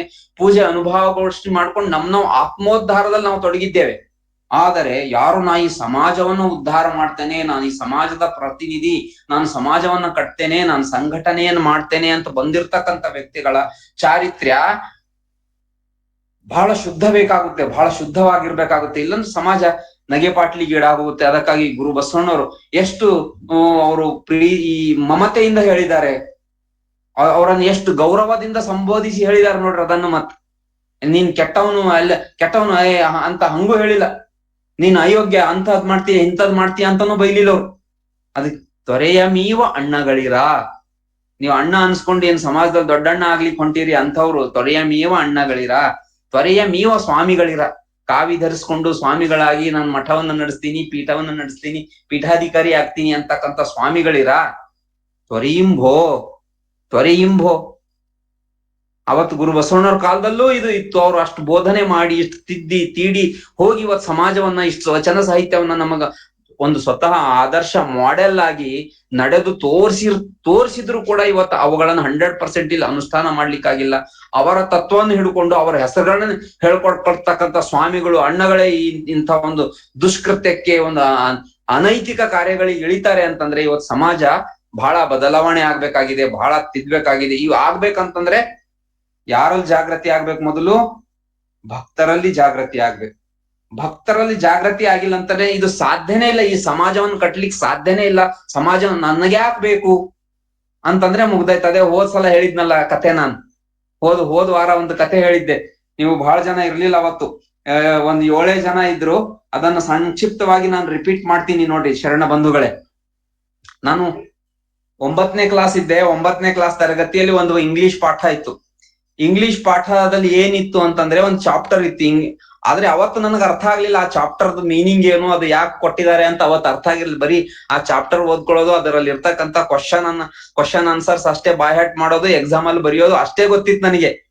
ಅದ್ರಲ್ಲಿ ಕೆಲವೊಂದು ಸನ್ನಿವೇಶಗಳು ಅಷ್ಟೇ ನೆನಪಿತ್ತು. ಆದ್ರೆ ಆ ಚಾಪ್ಟರ್ದ ಅಂತರಾರ್ಥ ಏನು, ಒಳಾರ್ಥ ಏನು ಅಂತಕ್ಕಂಥ ನನಗೆ ಇವತ್ತಿನ ಸಮಾಜ ನೋಡ್ಕೊಂಡಾಗ ನನಗೆ ಇವತ್ತು ಗೊತ್ತಾಗ್ತಾ ಇದೆ. ಏನು ಆ ಕಥೆ ಹೇಗಿತ್ತಂದ್ರೆ ದ ಫೂಲಿಶ್ ಕಿಂಗ್ ಅಂತ ಕಥೆ ಹೆಸರು. ಒಂದು ದೇಶದಲ್ಲಿ ಒಬ್ಬ ರಾಜ ಇದ್ದ. ಅದು ಇಂಗ್ಲಿಷ್ ಕಥೆ ಇದೆ, ಇಂಗ್ಲಿಷ್ ಯಾವ್ದು ಬೇರೆ ಇಂಗ್ಲಿಷ್ ಕಥೆ. ಒಂದ್ ದೇಶದಲ್ಲಿ ಒಬ್ಬ ರಾಜ ಇದ್ದ. ಅವನಿಗೆ ಏನು ಆಸೆ ಆಗಿತ್ತು ಅಂತಂದ್ರೆ ಇಡೀ ಜಗತ್ತಿನಲ್ಲಿ ಅತ್ಯಂತ ಶ್ರೇಷ್ಠವಾಗಿರ್ತಕ್ಕಂಥ, ಅತ್ಯಂತ ಕಾಸ್ಟ್ಲಿ ಆಗಿರ್ತಕ್ಕಂಥ ಬಟ್ಟೆಯನ್ನ ನಾನು ಉಟ್ಕೊಂಡು ನನ್ನ ಪೀಠಾರೋಹಣದ ವಾರ್ಷಿಕೋತ್ಸವದಲ್ಲಿ ಮೆರವಣಿಗೆಯಲ್ಲಿ ಬರ್ಬೇಕು ಅಂತಕ್ಕಂಥದ್ದು ಅವನಿಗೆ ದೊಡ್ಡ ಆಸೆ ಇತ್ತು. ಅವನ್ ಇರೋದೇ ಈಗ ಎಲ್ಲಕ್ಕಿಂತ ಕಾಸ್ಟ್ಲಿ ಬಟ್ಟೆ ಇರೋದೇ ಒಂದು ರೇಷ್ಮೆ ಬಟ್ಟೆ ಇರ್ತವೆ. ಆ ರೇಷ್ಮೆ ಬಟ್ಟೆ ಒಳಗಡೆ ಒಂದಿಷ್ಟು ಬಂಗಾರದ ಎಳೆಗಳು ಅಥವಾ ಹಾಕಿ ಮಾಡಿದ್ರೆ ಒಂಚೂರು ಅದು ಇನ್ನೊಂದು ಅದ್ರಕ್ಕಿಂತ ಬಂಗಾರದ, ಬೆಳ್ಳಿಯ ಎಣೆ, ಜರಿ ಅಂತದೆಲ್ಲ ಹಾಕಿ ಮಾಡಿದ್ರೆ ಅದೊಂದ್ ಸ್ವಲ್ಪ ಬಹಳ ಕಾಸ್ಟ್ಲಿ ಬಟ್ಟೆ ಅನ್ಬೋದು. ಇನ್ನು ಅಂಥದ್ ಮಾಡಿ ತೋರಿಸಿದ್ರು ಅವ್ನು ಒಪ್ಲಿಲ್ಲ. ಇಲ್ಲ ಇದು ಕಾಸ್ಟ್ಲಿ ಇಲ್ಲ, ನನ್ಗೆ ಇದ್ರಕ್ಕಿಂತ ಕಾಸ್ಟ್ಲಿ ಬೇಕು, ಇದ್ರಕ್ಕಿಂತ ಚೆನ್ನಾಗಿರೋದ್ ಬೇಕು ಅಂತಂದ್ರು ಅವ್ರು. ಕೆಲವರು ನೇಯ್ಗಾರರೆಲ್ಲ ಬಂದು ಅದನ್ನ ಮಾಡ್ಕೊಟ್ಟಿರು ಅಂತ ಬಟ್ಟೆ, ನೋಡ್ರಿ ಇದು ಚೆನ್ನಾಗಿದೆ ಬಟ್ಟೆ ಅಂತ. ಅದಕ್ಕೆ ಸುದ್ದಿ ಹೋಯ್ತು ಎಲ್ಲಾ ಕಡೆ, ದೇಶದ ಕಡೆ ಎಲ್ಲ. ರಾಜ ಯಾವ ಬಟ್ಟೆ ಕೊಟ್ರು ಒಪ್ತಾ ಇಲ್ಲ, ಅವನು ಇನ್ನೂ ಕಾಸ್ಟ್ಲಿ ಬೇಕು, ಇನ್ನೂ ಚೆನ್ನಾಗಿರೋದ್ ಬೇಕಂತ ಇದ್ದಾನೆ ಅಂತ ಹೋದಾಗ, ಇನ್ನು ಕೆಲವರು ಚಾಲಾಕಿ ಇರ್ತಕ್ಕಂಥ ಶಿವಶಿಂಪಿಗಳು, ಅವ್ರ ಶಿಂಪಿ ಜನ ಬಂದ್ರು ಅಲ್ಲಿಗೆ. ಬಂದಂದ್ರು ರಾಜನಿಗೆ, ಅಂತ ಬಟ್ಟೆ ನಾವು ಮಾಡ್ತೀವಿ ರಾಜಂದಿರೇ, ರಾಜರ ನಮಗ್ ಅದಕ್ಕೆ ಇಷ್ಟು ಕೆಜಿ ಬೆಳ್ಳಿ ಬೇಕು, ಇಷ್ಟು ಕೆಜಿ ಬಂಗಾರ ಬೇಕು, ನಾವು ಅಂತ ಬಟ್ಟೆಯನ್ನು ನಾವು ನಿರ್ಮಾಣ ಮಾಡ್ಕೊಡ್ತೀವಿ, ಬಹಳ ಶ್ರೇಷ್ಠ, ಈ ಜಗತ್ತಿನಲ್ಲಿ ಎಲ್ಲೂ ಇರ್ಲಿಕ್ಕೆ ಸಾಧ್ಯ ಇಲ್ಲ, ಅಂತ ಬಟ್ಟೆ ನಾವು ಮಾಡ್ಕೊಡ್ತೀವಿ ಅಂತ ಹೇಳಿದ್ರೆ ಇಷ್ಟಿಷ್ಟು ಕೆಜಿ ಬೆಳ್ಳಿ ಬೇಕು, ಇಷ್ಟು ಕೆಜಿ ಬಂಗಾರ ಬೇಕು, ಇಷ್ಟು ರೇಷ್ಮೆ ಬೇಕು, ಇಷ್ಟು ವಸ್ತ್ರ ಬೇಕು, ಎಲ್ಲಾ ತರ್ಸ್ಕೊಂಡ್ರು ರಾಜನ ಕಡೆಯಿಂದ. ತರ್ಸ್ಕೊಂಡ್ಬಿಟ್ಟು ಅವ್ರು ಏನ್ ಹೇಳಿದ್ರು, ಈ ಬಟ್ಟೆ ನಾವು ಮಾಡುವಂತಹ ವಿಶೇಷವಾಗಿರ್ತಕ್ಕಂಥ ಬಟ್ಟೆ ಹೆಂಗಿರುತ್ತೆ ಅಂದ್ರೆ ಇದು ರಾ ಮಟೀರಿಯಲ್ ಇದ್ದಾಗ ಮಾತ್ರ ಇದು ಎಲ್ಲರ ಕಣ್ಣಿಗೆ ಕಾಣುತ್ತೆ. ಯಾವಾಗ ಇದು ಬಟ್ಟೆಯಾಗಿ ನಿರ್ಮಾಣವಾಗುತ್ತೋ ಅದು ಬುದ್ಧಿವಂತರಿಗೆ ಮಾತ್ರ ಕಾಣಿಸುತ್ತೆ, ಮೂರ್ಖರಿಗೆ ಕಾಣೋದಿಲ್ಲ ಅಂತಕ್ಕಂಥದ್ದು ಹೇಳ್ಬಿಟ್ರು. ಅಪಾರವಾಗಿರ್ತಕ್ಕಂಥ ಎಲ್ಲ ತರ್ಸ್ಕೊಂಡು, ರಾ ಮಟೀರಿಯಲ್ ತರ್ಸ್ಕೊಂಡು ಒಂದಿನ ರಾತ್ರೋರಾತ್ರಿ ಅದನ್ನ ಕಾಣೆ ಮಾಡ್ಬಿಟ್ರು, ಅಲ್ಲಿಂದ ಎತ್ಕೊಂಡ್ ಹೋಗ್ಬಿಟ್ರು. ಮರದಿಂದಿಂದ ಸುಮ್ನೆ ಮಗ್ಗದ ಮೇಲೆ ಅದನ್ನ ಹಾಕದಂಗೆ, ಅದನ್ನ ನೇಯ್ದಂಗೆ ಎಲ್ಲ ಮಾಡಿದ್ರು. ಸುಮ್ನೆ ಏನು ಇಲ್ಲಿ ಎಲ್ಲ ಹಾಲು, ಎಲ್ಲ ಬ್ಲ್ಯಾಂಕ್. ಆದ್ರೆ ಕೈಗಳ ಮೂವ್ಮೆಂಟು, ಅವ್ರ ಕಾಲ್ಗಳು ಮೂವ್ಮೆಂಟು, ಮಷಿನ್ ತಿರುಗಿಸೋದು ಎಲ್ಲ ಹಂಗ್ ತಿರುಗಿಸ್ಲಿಕ್ಕೆ ಶುರು ಮಾಡಿದ್ರು. ಬಟ್ಟೆ ನೇಯ್ತಾ ಇದೀವಿ ಅಂತ ಹೇಳಿದ್ರು ರಾಜನಿಗೆ ಹೇಳಿದ್ರು. ಅವ್ನು ರಾಜ ಒಂದಿನ ಬಂದ, ಪ್ರಗತಿ ಪರಿಶೀಲನೆ ಮಾಡ್ಲಿಕ್ಕೆ ಎಷ್ಟು ರೆಡಿ ಆಗಿದೆ ಬಟ್ಟೆ ಅಂತ ನೋಡ್ಲಿಕ್ಕೆ ಬಂದ. ಅವ್ನ್ ಹೇಳ್ತಾನೆ, ನೇಯ್ಗೆ ಮಾಡ್ತಕ್ಕಂಥವ್ರು ಹೇಳ್ತಾರೆ, ಅಲ್ಲಿ ನೋಡು ರಾಜ, ಎಷ್ಟು ಚೆನ್ನಾಗಿದೆ ಇದು ಬಟ್ಟೆ, ಎಷ್ಟು ವಿಜೃಂಭಣೆಯಾಗಿ ಕಾಣಿಸ್ತಾ ಇದೆ ಇದು, ಆದ್ರೆ ಇದು ಮೂರ್ಖರಿಗೆ ಕಾಣೋದಿಲ್ಲ ಅಂತ ಹೇಳ್ಬಿಟ್ರು ರಾಜನಿಗೆ. ನೋಡು, ಹಿಂಗ್ ಕೈ ಎಲ್ಲಾ ಮಾಡಿ ತೋರಿಸಿದ್ರು, ಬಟ್ಟೆ ಕೈ ಹಿಡಿದ್ರೆ ಕೈ ಮೂವ್ಮೆಂಟ್ ಹೆಂಗ್ ಮಾಡ್ಬೋದು, ಇದು ಮುಟ್ ನೋಡಿ ರಾಜ, ಎಷ್ಟು ಸ್ಮೂತ್ ಇದೆ, ಎಷ್ಟು ಚೆನ್ನಾಗಿದೆ, ಮೂರ್ಖರಿಗೆ ಕಾಣೋದಿಲ್ಲ ಇದು ಅಂದ್ಬಿಟ್ರು. ಅದಕ್ಕೆ ರಾಜ ಅಂದ, ಹೌದಲ್ಲ, ಎಷ್ಟು ಚೆನ್ನಾಗಿದೆ ಇದು ಬಟ್ಟೆ, ನಾನು ಕಾಣೋದಿಲ್ಲ ಅಂತ ಹೇಳಿದ್ರೆ ನಾನ್ ಎಲ್ಲಿದೆ ಬಟ್ಟೆ ಅಂತ ಹೇಳ್ಬಿಟ್ರೆ ನಾನು ಮೂರ್ಖನಾಗ್ಬಿಡ್ತೀನಿ ಅಂತ. ಜನಗಳು ಬಂದ್ರು, ಮಂತ್ರಿ ಬಂದ್ರು, ಅವ್ರದ್ದು ರಾಜ್ಯದ ಜನ ಎಲ್ಲ ಬಂದ್ರು, ನೋಡ್ಕೊಂಡ್ ಹೋದ್ರು. ಹೌದು, ತುಂಬಾ ಚೆನ್ನಾಗ್ ಆಗ್ತಾ ಇದೆ ಬಟ್ಟೆ, ತುಂಬಾ ಚೆನ್ನಾಗಿ ರೆಡಿ ಆಗ್ತಾ ಇದೆ. ಇಂದು ಕೊನೆಗೆ ಒಂದಿನ ಬಂತು, ಆ ರಾಜನ ಮೆರವಣಿಗೆ ಹೋಗ್ತಕ್ಕಂಥ ಸಂದರ್ಭ. ಅವತ್ತಿನವರೆಗೂ ಅವರು ಸಿಂಪಿ ನೇಕಾರರಲ್ಲಿದ್ರು. ಮೆರವಣಿಗೆ ದಿನ ಅವನಿಗೆ ಕರ್ಕೊಂಡು ಹೋದ್ರು ರೂಮಲ್ಲಿ. ಕರ್ಕೊಂಡು ಹೋಗಿ ನಾವು ಈ ಬಟ್ಟೆಯನ್ನು ಉಡಿಸ್ತೀವಿ, ಬಾ ರಾಜ, ನಿನಗೆ ಇದು ಉಟ್ಕೊಳ್ಳಿಕ್ ಬರೋದಿಲ್ಲ, ಇಲ್ಲಾಂದ್ರೆ ಎಲ್ಲಿ ಬಟನ್ ಹಾಕ್ಬೇಕು ಏನ್ ಹಾಕ್ಬೇಕು ಗೊತ್ತಾಗಲ್ಲ, ಇದನ್ನ ನಾವೇ ಉಡಿಸ್ತೀವಿ ಬಾ ಅಂತ ಹೇಳ್ಬಿಟ್ಟು ಕರ್ಕೊಂಡ್ ಹೋದ್ರು ರಾಜನಿಗೆ. ರೂಮ್ ಒಳಗಡೆ ಕರ್ಕೊಂಡ್ ಹೋಗಿ ಬಟ್ಟೆ ಉಡಿಸಿದಂಗ್ ಮಾಡಿದ್ರು. ಕಾಲ್ ಹಾಕು, ಪ್ಯಾಂಟ್ ಹಾಕು, ಕೈ ಮೇಲೆ ಎತ್ತು, ಶರ್ಟ್ ಹಾಕು, ಹಿಂಗೆಲ್ಲ ಹೇಳಿ ಮಾಡಿಸಿ ಹಾಕ್ಸಿದ್ರು. ನೋಡ್ ರಾಜ, ಎಷ್ಟು ಸುಂದರವಾಗಿ ಕಾಣಿಸ್ತಾ ಇದೀಯ ನೀನು ಅಂತ ಹೇಳ್ಬಿಟ್ಟು ಕನ್ನಡಿಯಲ್ಲೂ ತೋರಿಸಿದ್ರು ಅವನಿಗೆ. ಎಷ್ಟು ಅದ್ಭುತವಾಗಿ ಕಾಣಿಸ್ತಾ ಇದೆ ಈ ಬಟ್ಟೆ, ಆದ್ರೆ ಇದು ಮೂರ್ಖರಿಗೆ ಕಾಣೋದಿಲ್ಲ ಅಂತ ಹೇಳ್ಬಿಟ್ರು. ಅವಾಗ ರಾಜ ಹಂಗೆ, ಹೌದಲ್ಲ ಇದು ಮತ್ ನಾನು ನನ್ ಮೈ ಮೇಲೆ ನಾನ್ ಬಟ್ಟೆನೇ ಹಾಕೊಂಡಿಲ್ಲ ಅಂತಂದ್ರೆ ನಾನ್ ಮೂರ್ಖನಾಗ್ಬಿಡ್ತೀನಿ, ಇದು ಬೇರೆಯವ್ರಿಗಾರ ಅಟ್ಲೀಸ್ಟ್ ಕಾಣಿಸ್ತಾ ಇರಬಹುದೇನೋ, ನನಗ್ ಕಾಣಿಸಿಲ್ಲ ಅಂದ್ರೆ ಏನಂತೆ ಅಂತ ಹೇಳ್ಬಿಟ್ಟು ಹಂಗೆ ಅವನ ಮೆರವಣಿಗೆಯಲ್ಲಿ ಹೊಂಟ. ಪೀಠಾರೋಹಣದ ದಿವಸ ಇಡೀ ತನ್ನ ರಾಜಧಾನಿ ತುಂಬಾ ಎಲ್ಲ ಮೆರವಣಿಗೆ ಹೊಂಟ. ಎಲ್ಲಾ ಜನಗಳು ಇಡೀ ರಾಜ್ಯದ ಜನಗಳೆಲ್ಲರೂ ಕೂಡ ರಾಜನಿಗೆ ನೋಡ್ತಾರೆ, ಒಂಥರ ಮುಜುಗರಕ್ಕೊಳಗಾಗ್ತಾರೆ. ರಾಜನಿಗೆ ನೋಡ್ತಾರೆ, ಮುಜುಗರಕ್ಕೊಳಗ. ಆದ್ರೆ ಯಾರು ಒಂದು ಬಾಯಿಂದ ತುಟಿ ಪಿಟಕ್ ಅನ್ನೋದಿಲ್ಲ. ಒಂದು ಕಾರಣ ಏನಂದ್ರೆ ಅವನು ರಾಜ ಇದ್ದಾನೆ, ನಾವೇನಾರ ಅಂದ್ರೆ ನಮಗೆ ಶಿಕ್ಷೆ ಕೊಡ್ಬಹುದು, ನಮಗೆ ಈ ದೇಶದಿಂದ ಹೊರಗೆ ಹಾಕ್ಬಹುದು, ನನ್ನ ರಾಜ್ಯದಿಂದ ಹೊರಗೆ ಹಾಕ್ಬಹುದು ಅಂತಕ್ಕಂಥದ್ದು ಒಂದು ಭಯ. ಇನ್ನೊಂದು, ಅರೆ ರಾಜನ್ ಮೈ ಮೇಲೆ ಬಟ್ಟೆ ಇಲ್ಲ ಅಂತಂದ್ರೆ ನಾವು ಮೂರ್ಖರಾಗ್ತೀವಿ, ನಮ್ಮನ್ ಜನ ಮೂರ್ಖರಂತ ಕರೀತಾರೆ, ನಾನ್ ಮೂರ್ಖ ಯಾಕಾಗ್ಬೇಕು, ಅವ್ನ್ ಪಕ್ಕದವನಿಗೆ ಕಾಣಿಸ್ತಾ ಇರ್ಬೋದು ಸರಿಯಾಗಿ ಅಂತ ಹೇಳ್ಬಿಟ್ಟು ಯಾರು ಬಾಯ್ ಬಿಡೋದಿಲ್ಲ. ರಾಜ ಯಾರು ಬಾಯ್ ಬಿಡೋದಿಲ್ಲ, ಹಂಗೆ ಮೆರವಣಿಗೆ ಹೋಗ್ತಾ ಇರುತ್ತೆ. ಕೊನೆಗೆ ಇನ್ನೇನ್ ಅಷ್ಟೊತ್ತಲ್ಲಿ ಅವನಿಗೆ ಬಟ್ಟೆ ಉಡಿಸಿದವ್ರೆ ಆ ಕಡೆ ಆ ಸಿಂಪಿಗಳೆಲ್ಲ ಓಡೋಗ್ಬಿಟ್ಟಿದ್ರು. ಬಟ್ಟೆ ನೇಯ್ಗೆ ಮಾಡಿರ್ತಕ್ಕಂಥ ಸಿಂಪಿಗಳು ಅವನಿಗೆ ರಾಜ ಆ ಕಡೆ ಮೆರವಣಿಗೆಯಲ್ಲಿ ಹೋದ, ಇವ್ರು ಈ ಕಡೆ ಎಸ್ಕೇಪ್ ಆಗ್ಬಿಟ್ಟಿದ್ರು. ಅವಾಗ ಮೆರವಣಿಗೆ ಮುಗಿಯೋ ಹಂತ ಬಂತು. ಮೆರವಣಿಗೆ ಮುಗಿಯೋ ಹಂತ ಬಂದ ತಕ್ಷಣ ಅಲ್ಲಿ ಒಬ್ಬ ಸಣ್ಣ ಮಗು ಬಂದಿತ್ತು. ಅವಾಗ ಮನೆಯಿಂದ ಹೊರಗಡೆ ಬಂದು ರಾಜನ್ ಮೆರವಣಿಗೆ ಹೆಂಗಿರುತ್ತೆ ಅಂತ ಹೇಳ್ಬಿಟ್ಟು ನೋಡ್ಲಿ, ಸಣ್ಣ ಮಗು, 5-6 ವರ್ಷದ ಮಗು ಬಂತು. ರಾಜ ಅಂದ್ರೆ ನೋಡಿರ್ಲಿಲ್ಲ ಅವ್ನು ಹೆಂಗಿರ್ತಾನೆ ಅಂತ. ಆ ಮಗು ಅಂತ, ಅರೆ ರಾಜ ನಂತರನೇ ಬೆತ್ತಲೆ ಆಗಿದ್ದಾನೆ ಅಂತಂದ್ರು. ರಾಜನ್ ಮೈ ಮೇಲೆ ಬಟ್ಟೆ ಇಲ್ಲ, ಅವ್ನು ನನ್ನಂಗೆ ಬತ್ಲೆ ಇದ್ದಾನಲ್ಲ ಅಂತ ಅಂದ್ಬಿಡ್ತು ಮಗು ಜೋರಾಗಿ. ಆವಾಗ ಗುಸು ಗುಸು ಗುಸು ಗುಸು ಶುರು ಆಯ್ತು. ಒಬ್ಬರಿಂದ ಒಬ್ಬರಿಗೆ ಅಲ್ಲಿ ನಮ್ಮ ಇಂಗ್ಲಿಷ್ ಅಲ್ಲಿ ಏನೋ ಒಂದು ರೈಮ್ ಇದು ಕೊಟ್ಟಿದ್ರು, ಒಂದು ವರ್ಡ್, ಅದೇನೋ it spread throughout the capital city like a wind, like more faster than the sound, ಹಂಗೇನೋ ಒಂದು ಶಬ್ದ ಕೊಟ್ಟಿದ್ರು ಅವತ್ತು, ಈಗ ನೆನಪಿಲ್ಲ ನನಗೆ.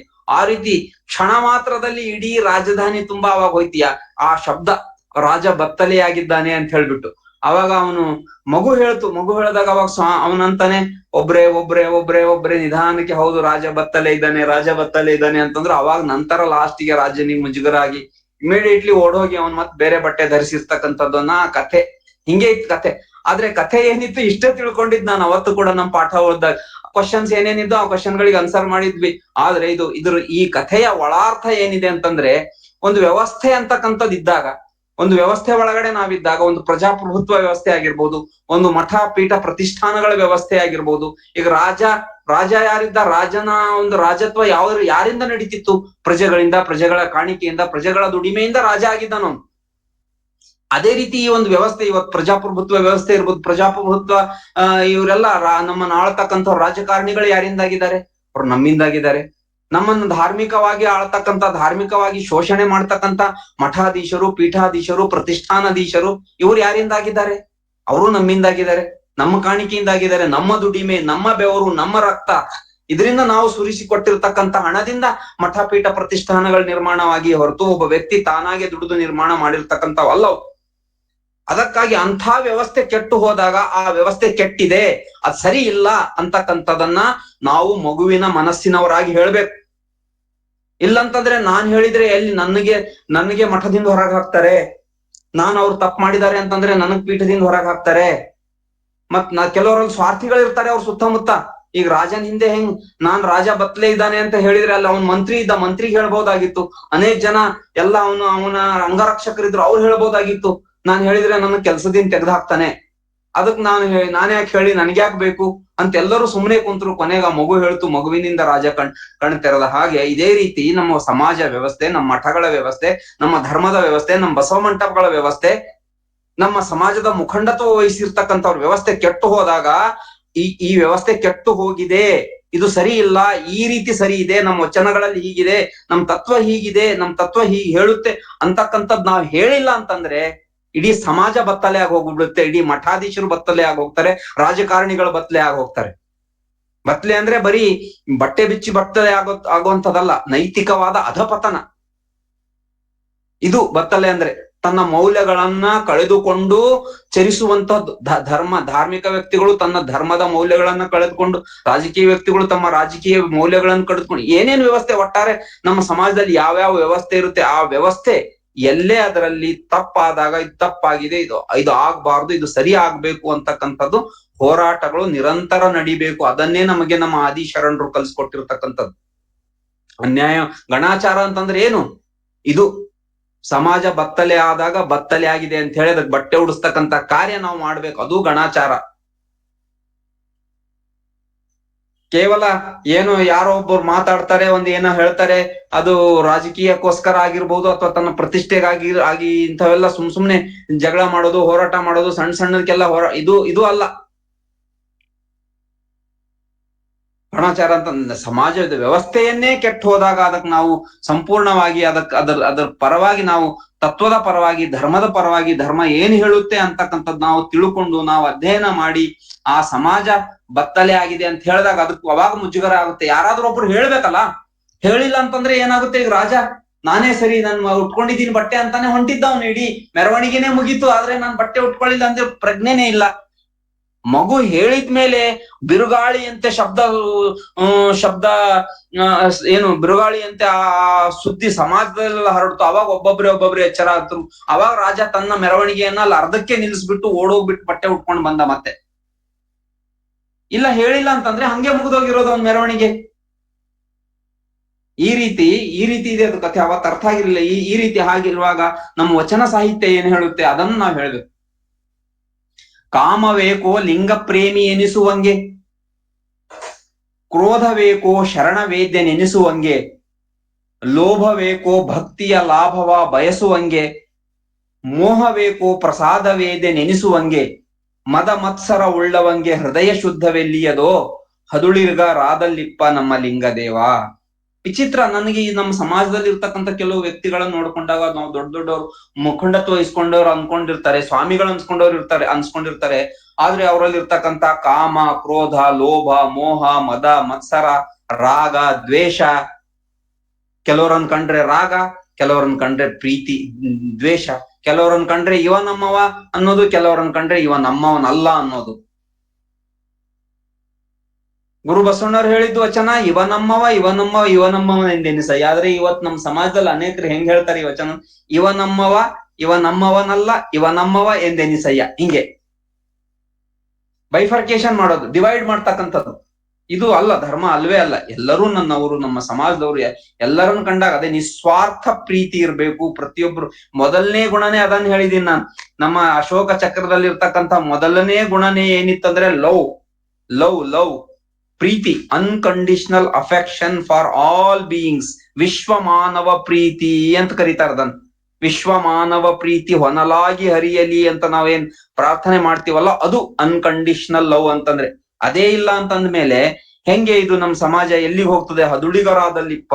ಹದುಳಿಗತನ ಅಂದ್ರೆ ಒಂದು ವಿನಯತನ ಆಗಿರ್ಬೋದು. ನಾನು ಸಮಾಜ ದೊಡ್ಡದು, ನಾನು ಸಣ್ಣವನು, ನನ್ನ ಎದುರುಗಡೆ ಇರ್ತಕ್ಕಂತಹ ವ್ಯಕ್ತಿಯ ಹೃದಯದಲ್ಲಿ ಪರಮಾತ್ಮ ಲಿಂಗದೇವನ ಒಂದು ಚೈತನ್ಯ ಗುರುತಿಸುವಿಕೆ ಇದೆಯಲ್ಲ, ಅದನ್ನ ಹದುಳಿಗತನ ಅಂತ ಕರೀತಾರೆ. ನಾನು ಇನ್ನೊಂದ್ ದಿವಸ ಮತ್ತೆ ಮುಂಬರುವ ಕೆಲವು ದಿನಗಳಲ್ಲಿ ಇವುಗಳ ಬಗ್ಗೆನೆ ಒಂದು 6 ತೆರೆಯು ನೋಡಂಬಿಗ ಬಲು ಮೀರಿ ಬರುತ್ತಲಿವೆ ನೋಡಂಬಿಗ ಅಂತ ಒಂದು ಸಬ್ಜೆಕ್ಟ್ ಇದೆ. ಅದರಲ್ಲಿ ಹೆಂಗೆ ಒಬ್ಬ ವ್ಯಕ್ತಿಯನ್ನ ತಾನು ಸಾಯುವುದಕ್ಕಿಂತ ಮುಂಚೆನೆ ಅವನ ಕುಣಿತು ಓಡ್ತವೆ ಈ ಕಾಮ, ಕ್ರೋಧ, ಮೋಹ ಮದ ಮತ್ಸರಗಳು ಅಂತಕ್ಕಂಥದ್ದು ನಾವು ಹೇಳ್ತೇವೆ. ಅದಕ್ಕಾಗಿ ಇಲ್ಲಿ ಗುರು ಬಸವಣ್ಣವ್ರು ಹೇಳ್ತಾರೆ, ಅಶೋಕ ಚಕ್ರ ಹೇಳುತ್ತೆ ಅಲ್ಲಿ ಸೆಲ್ಫ್ ಕಂಟ್ರೋಲ್ ಅಂತಕ್ಕಂಥದ್ದು ಪ್ರತಿಯೊಬ್ಬ ವ್ಯಕ್ತಿಗೆ ಇರಬೇಕು. ಅವನು ಶ್ರೇಷ್ಠ ವ್ಯಕ್ತಿ ಅನ್ಸ್ಕೊಳ್ಳಿಕ್ ಸಾಧ್ಯ ಇದೆ ಅಂತಕ್ಕಂಥ ವಿಚಾರ ಅಲ್ಲಿ 10ನೇ ಗುಣ ನಮ್ಮ ರಾಷ್ಟ್ರ ಲಾಂಛನದಲ್ಲಿ ಅಳವಡಿಸಲಾಗಿದೆ, ಅಶೋಕ ಚಕ್ರದಲ್ಲಿ ಅಳವಡಿಸಲಾಗಿದೆ. ಅದಕ್ಕಾಗಿ ಇಂಥ ಒಂದು ಇನ್ನು 11ನೇ ಗುಣ ಏನ್ ಹೇಳುತ್ತೆ ನಮ್ಮಲ್ಲಿ ಅಂತಂದ್ರೆ, 11ನೇ ಗುಣ ಅದರಲ್ಲಿ ಇರ್ತಕ್ಕಂಥದ್ದು ಸೆಲ್ಫ್ ಸ್ಯಾಕ್ರಿಫೈಸ್. ಬಹಳ ದೊಡ್ಡ ಮಾತಿದು, ಸೆಲ್ಫ್ ಸ್ಯಾಕ್ರಿಫೈಸ್, ತ್ಯಾಗ.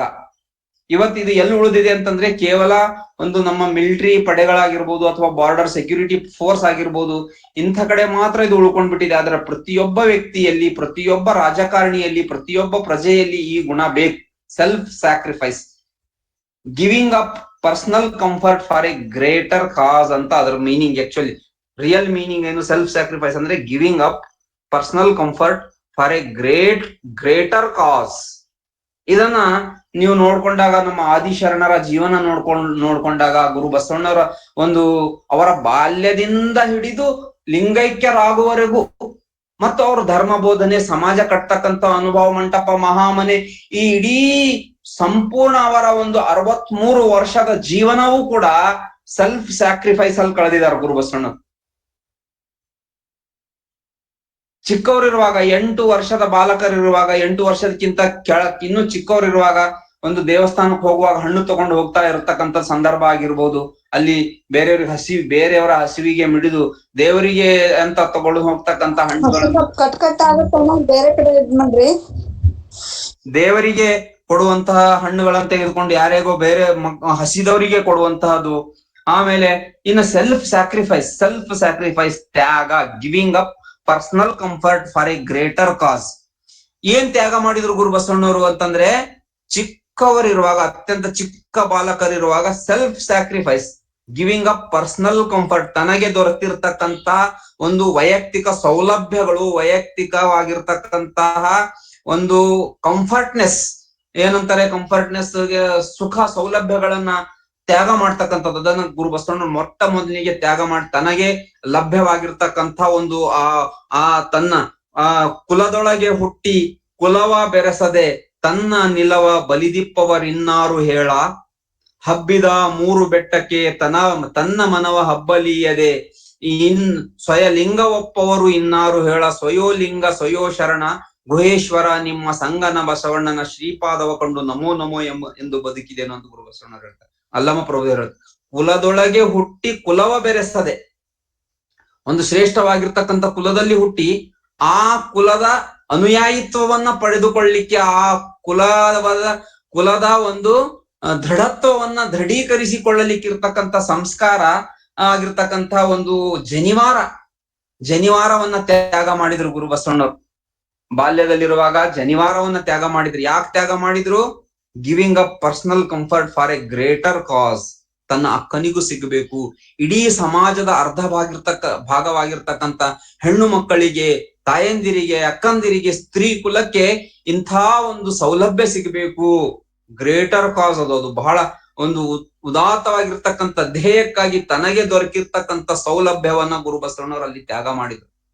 ಅವರಿಗೂ ಕೂಡ ಆಧ್ಯಾತ್ಮದ ಹಂಬಲವನ್ನ ಈಡೇರಿಸಿಕೊಳ್ಳುವಂತಹ, ಪೂಜೆಯನ್ನ ಮಾಡುವಂತಹ, ದೇವರ ಧ್ಯಾನವನ್ನ ಮಾಡುವಂತಹ, ತನ್ನ ಆತ್ಮ ಉದ್ಧಾರವನ್ನ ಮಾಡಿಕೊಳ್ಳುವಂತಹ ಅವಕಾಶ ಅವ್ರಿಗೆ ಸಿಗಬೇಕು ಅಂತ ಹೇಳ್ಬಿಟ್ಟು 8ನೇ ವಯಸ್ಸಿಗೆ ಗುರು ಬಸವಣ್ಣವರು ಅವರು ಜನಿವಾರ ತ್ಯಾಗವನ್ನ ಮಾಡಿರ್ತಕ್ಕಂಥದ್ದು ನಾವು ನೋಡ್ತಾ ಇದ್ದೇವೆ. ಇನ್ನ ಅವರು ಬೆಳೆದು ದೊಡ್ಡವರಾದಾಗ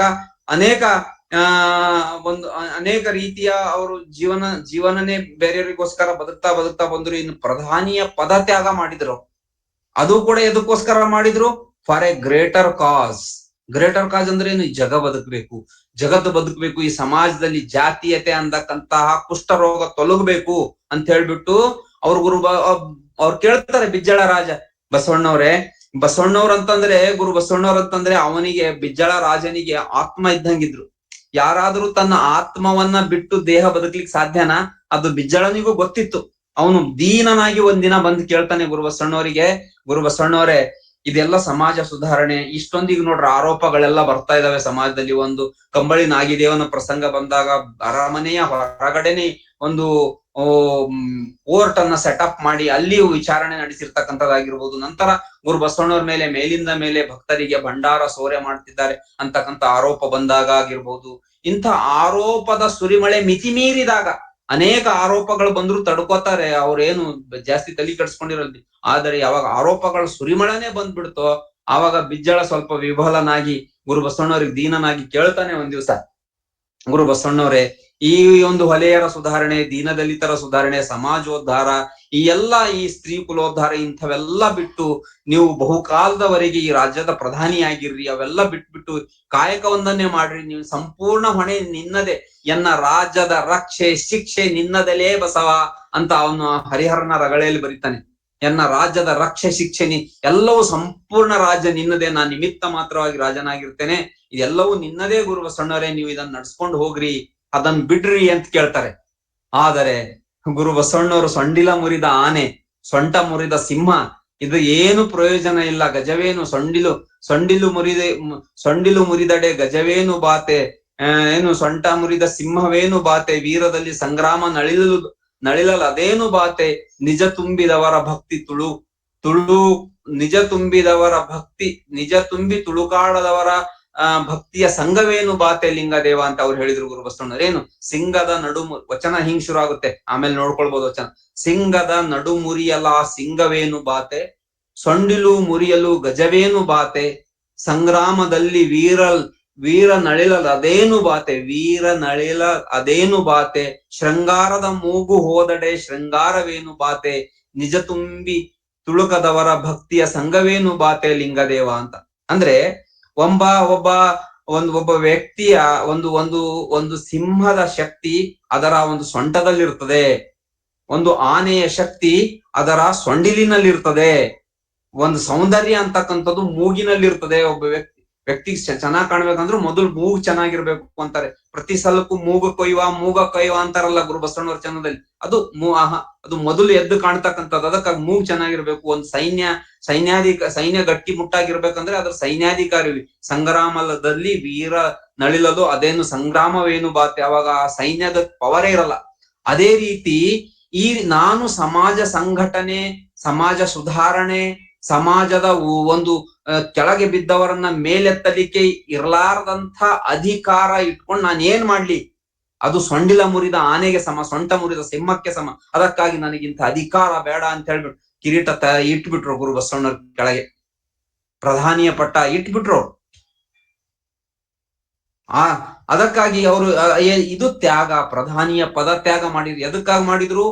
ಅವತ್ತು ಇದು ತಪ್ಪು, ಹರಳಯ್ಯ ಮತ್ತು ಮಧುವಯ್ಯನವರ ಮಧ್ಯೆ ನಡೆದಿರ್ತಕ್ಕಂಥ ಬೀಗದ ತಪ್ಪು ಅಂತ ನೀವು ಹೇಳಿ ಉಳಿರಿ ಅಂತಂದ್ರು. ಹಂಗ ಹೇಳಿ ಅಧಿಕಾರದಲ್ಲಿ ಉಳಿರಿ ಅಂತಂದ್ರು. ಇಲ್ಲ, ಇದು ನೋಬಲ್ ಕಾಸ್. ಇವತ್ತು ಆ ಒಂದು ಗುರು ಬಸವಣ್ಣನವರ ಕ್ರಾಂತಿಯ ಕಿಡಿ ಮುಂದೆ ಪ್ರಜಾಪ್ರಭುತ್ವಕ್ಕೆ ಕಾರಣರಾಗ್ಬೇಕು. ಮುಂದೆ ಅಂಬೇಡ್ಕರ್ ಅವ್ರು ಬಂದು ಈ ಸಮಾಜ ಮತ್ತೆ ಈ ಒಂದು ಕಾನೂನಾತ್ಮಕವಾಗಿರ್ತಕ್ಕಂಥ ಚೌಕಟ್ಟು ಕೊಡ್ಬೇಕು.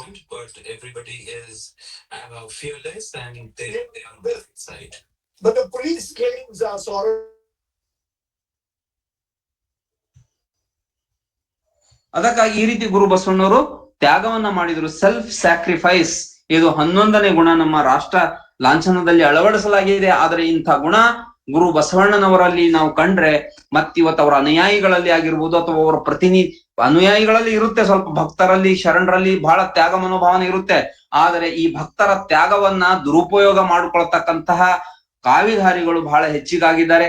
ಅವರಿಂದ ನಾವು ಎಚ್ಚರ ಇದ್ದು ನಾವು ನಿಜ ಲಿಂಗಾಯತ ಧರ್ಮವನ್ನ ನಾನು ಹೇಳಿದ್ನಲ್ಲ, ಒಂದು ಪುಸ್ತಕ ಲಿಂಗಾಯತ ಧರ್ಮ, ಇದು ಏಕ ಪತ್ನಿ ಏಕ ಪತಿವ್ರತಸ್ಥ ಧರ್ಮ ಅಂತಕ್ಕಂಥದ್ದು ಒಂದು ಪುಸ್ತಕ. ಇನ್ನ ಲಿಂಗಾಯತ ಧರ್ಮದಲ್ಲಿ ಇರ್ತಕ್ಕಂಥ ಆಹಾರ ಪದ್ಧತಿ ಇತ್ತು, ಬಹಳ ದಿನದಿಂದಾನೇ ಬರ್ದಿದ್ದೆ. ಅದು ನನ್ನ ಕಂಪ್ಯೂಟರ್ ಒಂದ್ ಸ್ವಲ್ಪ ಪವರ್ ಹೆಚ್ಚು ಕಡಿಮೆ ಆಗಿ ಬರ್ನ್ ಆಗಿ ಹೋಗಿ ಆ ಎಲ್ಲ ಕಂಪ್ಯೂಟರ್ ಬರ್ನ್ ಆಗಿ ಹೋಗಿ ಅದು ಮಾಡಿರ್ತಕ್ಕಂಥ ಪುಸ್ತಕನೇ ಹೋಯ್ತು. ಮತ್ತೀಗ ಅದಕ್ಕೆ ರೀರೈಟ್ ಮಾಡ್ಬೇಕಂದ್ರೆ ಟೈಮ್ ಸಿಗ್ಲಿಲ್ಲ. ಅದು ಒಂದು ಲಿಂಗಾಯತ ಧರ್ಮದ ಆಹಾರ ಪದ್ಧತಿ ಮತ್ತು ನಿಷೇಧಿಗಳು, ಲಿಂಗಾಯತ ಧರ್ಮ ಸಸ್ಯಾಹಾರ ಪ್ರಧಾನವಾಗಿರ್ತಕ್ಕಂಥ ಧರ್ಮ ಅಂತಕ್ಕಂಥದ್ದು ಒಂದು ಪುಸ್ತಕ. ಇನ್ನ ಮಠಗಳ ಲಿಂಗಾಯತ ಧರ್ಮ ಮತ್ತು ಗುರು ಬಸವಣ್ಣನವರ ಲಿಂಗಾಯತ ಧರ್ಮ. ಹೇಗೆ ಈ ಮಠಗಳು ತಮಗೆ ಬೇಕಾಗಿರ್ತಕ್ಕಂಥ ವಚನಗಳನ್ನು ಮಾತ್ರ ಹೇಳ್ಕೊಂಡು ಸಮಾಜವನ್ನ ಹೇಗೆ ತಪ್ಪು ದಾರಿಗೆಳಿತಾರೆ, ವಚನಗಳನ್ನು ಹೇಗೆ ಇಂಟರ್ಪ್ರಿಟೇಷನ್ ಮಾಡ್ತಾರೆ, ಭಕ್ತರನ್ನು ಹೇಗೆ ಆಧುನಿಕೀಕರಣಗೊಂಡಿರ್ತಕ್ಕಂಥ ಮಠಗಳು ಕೂಡ ಹೆಂಗೆ ಶೋಷಣೆ ಮಾಡ್ತಾರೆ ಅಂತಕ್ಕಂಥದ್ದು ಒಂದು ಈ 3 ಪುಸ್ತಕಗಳು ನಮ್ಮ ಹತ್ರ ನಾನು ರೆಡಿ ಮಾಡ್ತಾ ಇದ್ದೀನಿ. ಈ ರೀತಿ ನಾವು ನಿಜ ತತ್ವವನ್ನ ಗುರು ಬಸವಣ್ಣನವರ ಹೇಳಿರ್ತಕ್ಕಂಥ ರೀತಿಯಲ್ಲೇ ಧರ್ಮವನ್ನ ಅರ್ಥ ಮಾಡ್ಕೊಂಡು ನಾವು ನಡೆದಾಗ ಮಾತ್ರ ಮತ್ತೆ ನಾವು ಈ 12ನೇ ಶತಮಾನದಿಂದ ಅಲ್ಲಲ್ಲೇ ಶರಣರು ಈ ರೀತಿ ಗುರು ಬಸವಣ್ಣನವರ ನಿಜ ತತ್ವಗಳನ್ನು ಆಚರಿಸಿ ಮಾಡ್ತಾ ಬಂದು ಎಲ್ಲಿ ಸಮಾಜಗಳು ಮಠಗಳು ಬತ್ತಲೆ ಆಗಿ ನಿಂತಾಗ ಆ ಬತ್ತಲೆ ಇದೆ ಅಂತ ಅವಾಗ 12ನೇ ಶತಮಾನದಿಂದ ಇಲ್ಲಿವರೆಗೆ ಅಲ್ಲಲ್ಲೇ ಒಬ್ಬೊಬ್ರೆ ಹೇಳ್ಕೊಂಡು ಬಂದಿರೋದ್ರಿಂದ ಇಷ್ಟಾದ್ರೂ ಸಮಾಜ ಇವತ್ತು ಬಟ್ಟೆ ಉಟ್ಕೊಂಡು ನಮ್ಮ ಮುಂದೆ ನಿಂತಿದೆ.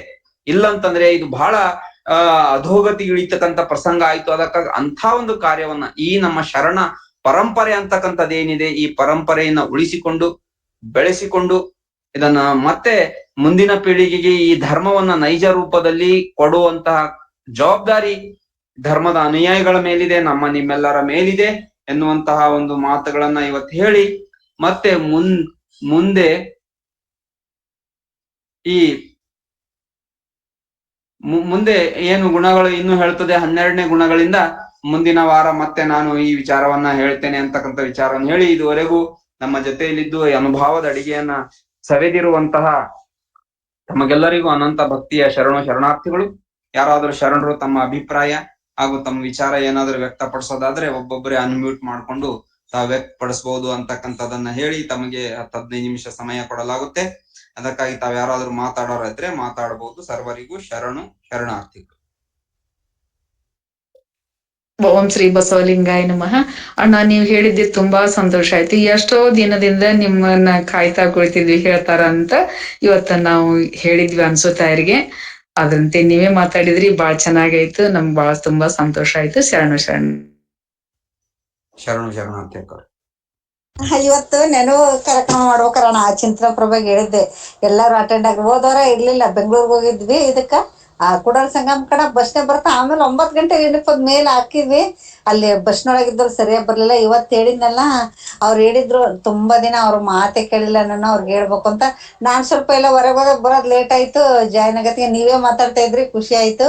ಆ ಗಿರ್ಜಮ್ಮನ ಆಸೆ ಇತ್ತಂತ ಇವತ್ತು ನೀವೇ ಮಾತಾಡ್ರಿ ಅಂತೇಳಿ. ಯಾಕಂದ್ರೆ ಓದೋರೆಲ್ಲ ಬೇರೆ ಬೇರೆ, ಅಚ್ಚೆಯವರೆಲ್ಲ ಬೇರೆಯವ್ರಿಗೆಲ್ಲ ಮಾತಾಡಕ್ ಕೊಟ್ಟು ಆಮೇಲೆ ಮಾತಾಡಿದ್ರಲ್ಲ, ಅದನ್ನೇ ಹೇಳಿದ್ರು ಅವರು. ಅದಕ್ಕೆ ಅವ್ರು ಖುಷಿ ಹಂಚ್ಕೊಂಡ್ರಣ್ಣ. ತುಂಬಾ ಚೆನ್ನಾಗಿ ಮಾತಾಡಿದ್ರಿ ಅಣ್ಣ. ಯಾಕಂದ್ರೆ ಒಬ್ಬ ಗುರು ಆದರೆ ಹೇಗಿರ್ಬೇಕು, ಒಬ್ಬ ಸ್ವಾಮೀಜಿ ಆದರೂ ಒಂದು ಮಠ ಅಂದ್ರೆ ಹೆಂಗಿರ್ಬೇಕು, ಒಂದು ಸಮಾಜ ಕಳಕಳಿ ಬಗ್ಗೆ ಎಲ್ಲವನ್ನು ಸುವ್ಯವಸ್ಥಿತವಾಗಿ ಮಾತಾಜಿ ಅಪ್ಪಾಜಿದ್ದಾಗ ತುಂಬಾ ಚೆನ್ನಾಗಿ ನಮ್ಮ ಧರ್ಮನೂ ಆಯ್ತು, ಸಮಾಜನೂ ಆಯ್ತು. ಅವ್ರು ಒಂದೇ ವಿಷಯದಲ್ಲಿ ಯಾವಾಗ ಇದು ಮಾಡ್ತಿದ್ದಲ್ಲ, ಅವ್ರು ಎಲ್ಲರಿಗೂ ಬೇಕಾಗಿ ಆ ಒಂದು ಅವ್ರ ಪ್ರವಚನನೂ ಅಷ್ಟೇ ಎಲ್ಲಾ ಜನಾಂಗದವ್ರಿಗೂ, ಎಲ್ಲಾ ವರ್ಗದವ್ರಿಗೂ, ಹಿರಿಯರಿಗೂ ಕಿರಿಯರಿಗೂ ಎಲ್ಲರಿಗೂ ಬೇಕಾಗಂತ ಒಂದು ನಮ್ಮ ಮಾತಾಜಿ ಅಪ್ಪಾಜಿ ಕೊಟ್ಟಂತ ಕೊಡುಗೆ. ಅವ್ರು ಏನಂದ್ರೆ ಅಷ್ಟೇ ಸಮಾಜ ಕಳಕಳಿಯಿಂದನೇ ರಾಷ್ಟ್ರೀಯ ಬಸವದಳ ಅಂತ ಹುಟ್ಟಾಕಿದ್ರು. ನೀವು ಅದ್ರೊಳಗಿರುವಂತ ಒಂದು ಕುಂದುಕೊರತೆಗಳನ್ನು ನೋಡಿ ಬೇಜಾರಾಗಿ ಅದನ್ನ ಹೇಳಿದ್ರಿ. ಅದು ನಮ್ಮ ಕಣ್ಣಿಗೆ ಕಾಣುತ್ತೆ. ನೀವು ಹೇಳೋದು ಬಹಳ ಸತ್ಯ. ಯಾಕಂದ್ರೆ ಯಾರು ಇದ್ದಕ್ಕಿದ್ದಂಗೆ ಹೇಳಕ್ ಇಷ್ಟಪಡಲ್ಲ. ಈಗ ನೀವ್ ಹೇಳಿದ್ರಿ, ಈಗ ನೋಡ್ರಿ ಒಂದು ಬಟ್ಟೆ ಆ ರಾಜನ ಕತೆ ಅದನ್ನ ಕೇಳಿದ್ದೀರವೆ ಅಂತ ಹೇಳೋದ್ಕಿನ ಗೊತ್ತಾಯ್ತು. ತುಂಬಾ ಸುಂದರವಾಗಿ ಅದನ್ನ ಅಪ್ಪಾಜಿಯರು ಅವರು ಹೇಳಾರ, ಅದನ್ನ ಆ ಮಾತಾಜಿಯವರು ಹೇಳೋರು ಕೇಳಿದ್ವಿ ನಾವು. ಯಾಕಂದ್ರೆ ಆ ಒಂದು ನಾನ್ ಹೇಳ್ಬಿಟ್ರೆ ನಿಜವಾಗಿ ನನಗೆ ರಾಜಾಗ ಹಿಂಗ್ ದೋಸೆ ಐತಿ ಅಂತಾರ, ನಾನ್ ಪರಿಪಕ್ವ ಇಲ್ಲ ಅಂತಾರಂತ. ಅವನು ಬಟ್ಟೆ ಹಾಕಿದ್ರು ಪರವಾಗಿಲ್ಲ ಹೇಳಿ ತಾನು ಇದನ್ ಮಾಡ್ಕೊಂತಾನಲ್ಲ, ಹಂಗೆ ಆ ಒಂದು ಕತೆ ವ್ಯವಸ್ಥೆ. ಆ ಕತೆ ಹೇಳಿದ ತಕ್ಷಣ ನೆನಪಾಯ್ತು. ಅದೇ ತರ ನೀವು ಚೆನ್ನಾಗಿ ಸಮಾಜದ ಕಳೆ ಬಗ್ಗೆ, ಇದ್ರ ಬಗ್ಗೆ ನೋವಿನಿಂದ ಮಾತಾಡಿದ್ರಿ. ಪ್ರಜಾಪ್ರಭುತ್ವ ಬಗ್ಗೆ ಒಂದೊಂದು ಇದರಲ್ಲಿ ಅಶೋಕ ಚಕ್ರದಲ್ಲಿರೋ ಅಂತ ಒಂದು ವಿಷಯ ಹೇಳ್ಕಂತಾನ. ಇನ್ನೇನು ಹೇಳೋದೇನು, ಈಗ ಮಠಾಧಿಪತಿಗಳು ಬಿಟ್ರು ಈಗ ಎಲ್ಲರ ಭಕ್ತಾದಿಗಳಿಂದನೇ ಒಂದು ಆ ಸಂಸಾರದಲ್ಲಿ ಇದ್ಕೊಂಡೇನೆ ಹೆಂಗಪ್ಪ ಬಸವಣ್ಣನವರು ಯಾವೊಂದು ಮಠ ಪೀಠಲ್ಲ, ಅವ್ರ ಅನುಭವ ಮಂಟಪ ಕಟ್ಟಿದ್ದು ಎಲ್ಲರನ್ನು ಕೂಡಿ ಕರ್ಸಿ. ಆ ತರ ಒಂದು ಈಗ ನೋಡ್ರಿ, ಈಗ ಚಿಂತನ ಪ್ರಭೆ ಆಗಿದೆ, ಈಗ ನಿಮ್ದೀಗ ಅನುಭವದ ಅಡಿಗೆ ಆಗಿದೆ. ಈ ತರ ಒಂದು ಈಗ ಏನು ಈ ತರ ನಡ್ಕೊಂಡು ಹೋಗ್ತಿದಾವಲ್ಲ, ಇದರಿಂದಲೇ ಎಲ್ಲ ಮಾಡ್ತಾ ಮಾಡ್ತಾ ಮಾಡ್ತಾ ಎಚ್ಚೆತ್ಕಂತ ಈಗ ಫಸ್ಟ್ ನಮ್ಮ ಮನೆ, ನಮ್ಮ ಕುಟುಂಬದಿಂದ ಈ ಒಂದು ಪರಿವರ್ತನೆ ಕಾರ್ಯಕ್ರಮ, ಈ ಒಂದು ನಮ್ಮ ಧರ್ಮದ ಅನುಯಾಯತ್ವ ಆ ಒಂದು ಹೆಚ್ಚು ಆ ಕಳಕಳಿ ಎಲ್ಲ ತುಂಬ್ತಾ ಹೋಗ್ಬೇಕಣ. ಯಾಕಂದ್ರೆ ಈ ಒಂದು ಹಿಡಿದ್ವಲ್ಲ ಎಲ್ಲ ಒಂದು ಮಠಾಧಿಪತಿ ಯಾರನ್ನೂ ನೆಮ್ಮಂಗಿಲ್ಲ, ಆ ಒಂದು ಮಠಕ್ಕಾಗೈತಿ ಅನ್ನೋದನ್ನ ಚೆನ್ನಾಗಿ ಹೇಳಿದ್ರಿ. ತುಂಬಾ ಚೆನ್ನಾಗಿ ನಿಮ್ಮ ಕಳಕಳಿಯಿಂದ ನೋಡೋಣ ಎಷ್ಟಾಗತ್ತೆ. ಆಮೇಲೆ ನಾನು ಒಂದು ಮಾತೇನಪ್ಪ ಅಂದ್ರೆ ಅಣ್ಣ, ವಚನ ದುಂಬಿ ಪುಸ್ತಕ ನಾನು ಒಟ್ಟ ನೋಡಿರ್ಲಿಲ್ಲ. ಈ ಸತಿ ನಾನು ಕೂಡ ಸಂಗಮಕ್ಕೆ ಹೋದಾಗ ಸಿಕ್ಕಿತ್ತು. ಅದು ಹೇಳೋಣ ಅನ್ಕೊಂಡಿದ್ದೆ, 2-3 ವಾರದ ಮರ್ತೋಗಿತ್ತು, ಓದೋರ ಇರ್ಲಿಲ್ಲ. ಅದು ನಿಜವಾಗ್ಲೂ ನನಗೆ ಆ ಪುಸ್ತಕ ನೋಡಿದ್ರೆ ಅಂತ ನಿಮ್ಮ ಮೇಲೆ ನಿಮಗೆ ಇನ್ನೂ ಜಾಸ್ತಿ ಭಕ್ತಿ ಪ್ರೀತಿ ಹೆಚ್ಚಾಯ್ತು ಅನ್ಬೇಕು ಅಂಡರ್ ಮೇಲೆ. ಯಾಕಂದ್ರೆ ನಿಜವಾಗ್ಲೂ ಈ ಒಂದು ಲೇಖಕರ ಕಿರು ಪರಿಚಯ ಮಾಡಿರೋದು, ಆ ಒಂದು ಎಲ್ಲವನ್ನು ಒಳಗಡೆ ವಚನ ದುಂಬಿ ಪುಸ್ತಕ ಅದ್ರಲ್ಲಿ ಪ್ರಶ್ನೆ ಉತ್ತರ ಕೇಳೋದು ಅಷ್ಟೇ ಕೇಳ್ತಿದ್ವಿ. ಕೂಡ ಸಂಗಮಕ್ಕೆ ಹೋಗ್ತೇವೆ, ಅದ್ರ ಬಗ್ಗೆ ನಿಜವಾಗ್ಲೂ ಯಾವತ್ತೂ ಗಮನ ಇರ್ಲಿಲ್ಲ ಅಣ್ಣ. ಅದ್ ನಾವ್ ಅಷ್ಟು ಒಳಗೆ ಹೋಗಕ್ಕೂ ಸಾಧ್ಯದಿಲ್ಲ. ಹೋದ್ವಿ ಶರಣ ಮಳೆ ಜಾತ್ರೆ ಹೆಂಗ್ ಮಾಡ್ಕೊಂಡ್ ಬರ್ತಿದ್ವಿ, ಆ ಥರ ಒಂದೇನೋ ಆಗಿತ್ತು. ಈಗ ಈ ಚಿಂತನ ಪ್ರಭೆಯಿಂದ ಏನಾಯ್ತಪ್ಪ ಅಂದ್ರೆ ಎಲ್ಲವನ್ನು ಈ ಚಿಂತನ ಪ್ರಭೆ ಒಳಗೆ ಪ್ರತಿಯೊಂದಿಗೂ ನಮಗೆ ಈಗ ಕರುಣಾಸಿಗೆ ಒಳಗೆ ಎಲ್ಲವನ್ನು ಪಂಚೇಂದ್ರಿಯಗಳು, ಲಿಂಗಗಳು, ಆಮೇಲೆ ಅರಿಷಡ್ ವರ್ಗಗಳು ಎಲ್ಲವೂ ಈಗ ಏನಿದೆ ಒಂದು ಅಷ್ಟಾವರಣಗಳು, ಶಟಸ್ಥಲಗಳು ಎಲ್ಲವೂ ಈಗ ನಮ್ಮ ಈ ವಚನ ಸಂಹಿತೆ ಇದೆಲ್ಲ, ನಮ್ಮ ಷಟ್ಸೂತ್ರಗಳು ಅದೊಂದು ಗೊತ್ತಿತ್ತು ಸಾಮಾನ್ಯ, ಎಲ್ಲರೂ ನಾವು ಅದನ್ನ ಜಯ ಬಸವರಾಜ ಆದ್ಮೇಲೆ ಹೇಳ್ತಾ ಇದ್ವಿ.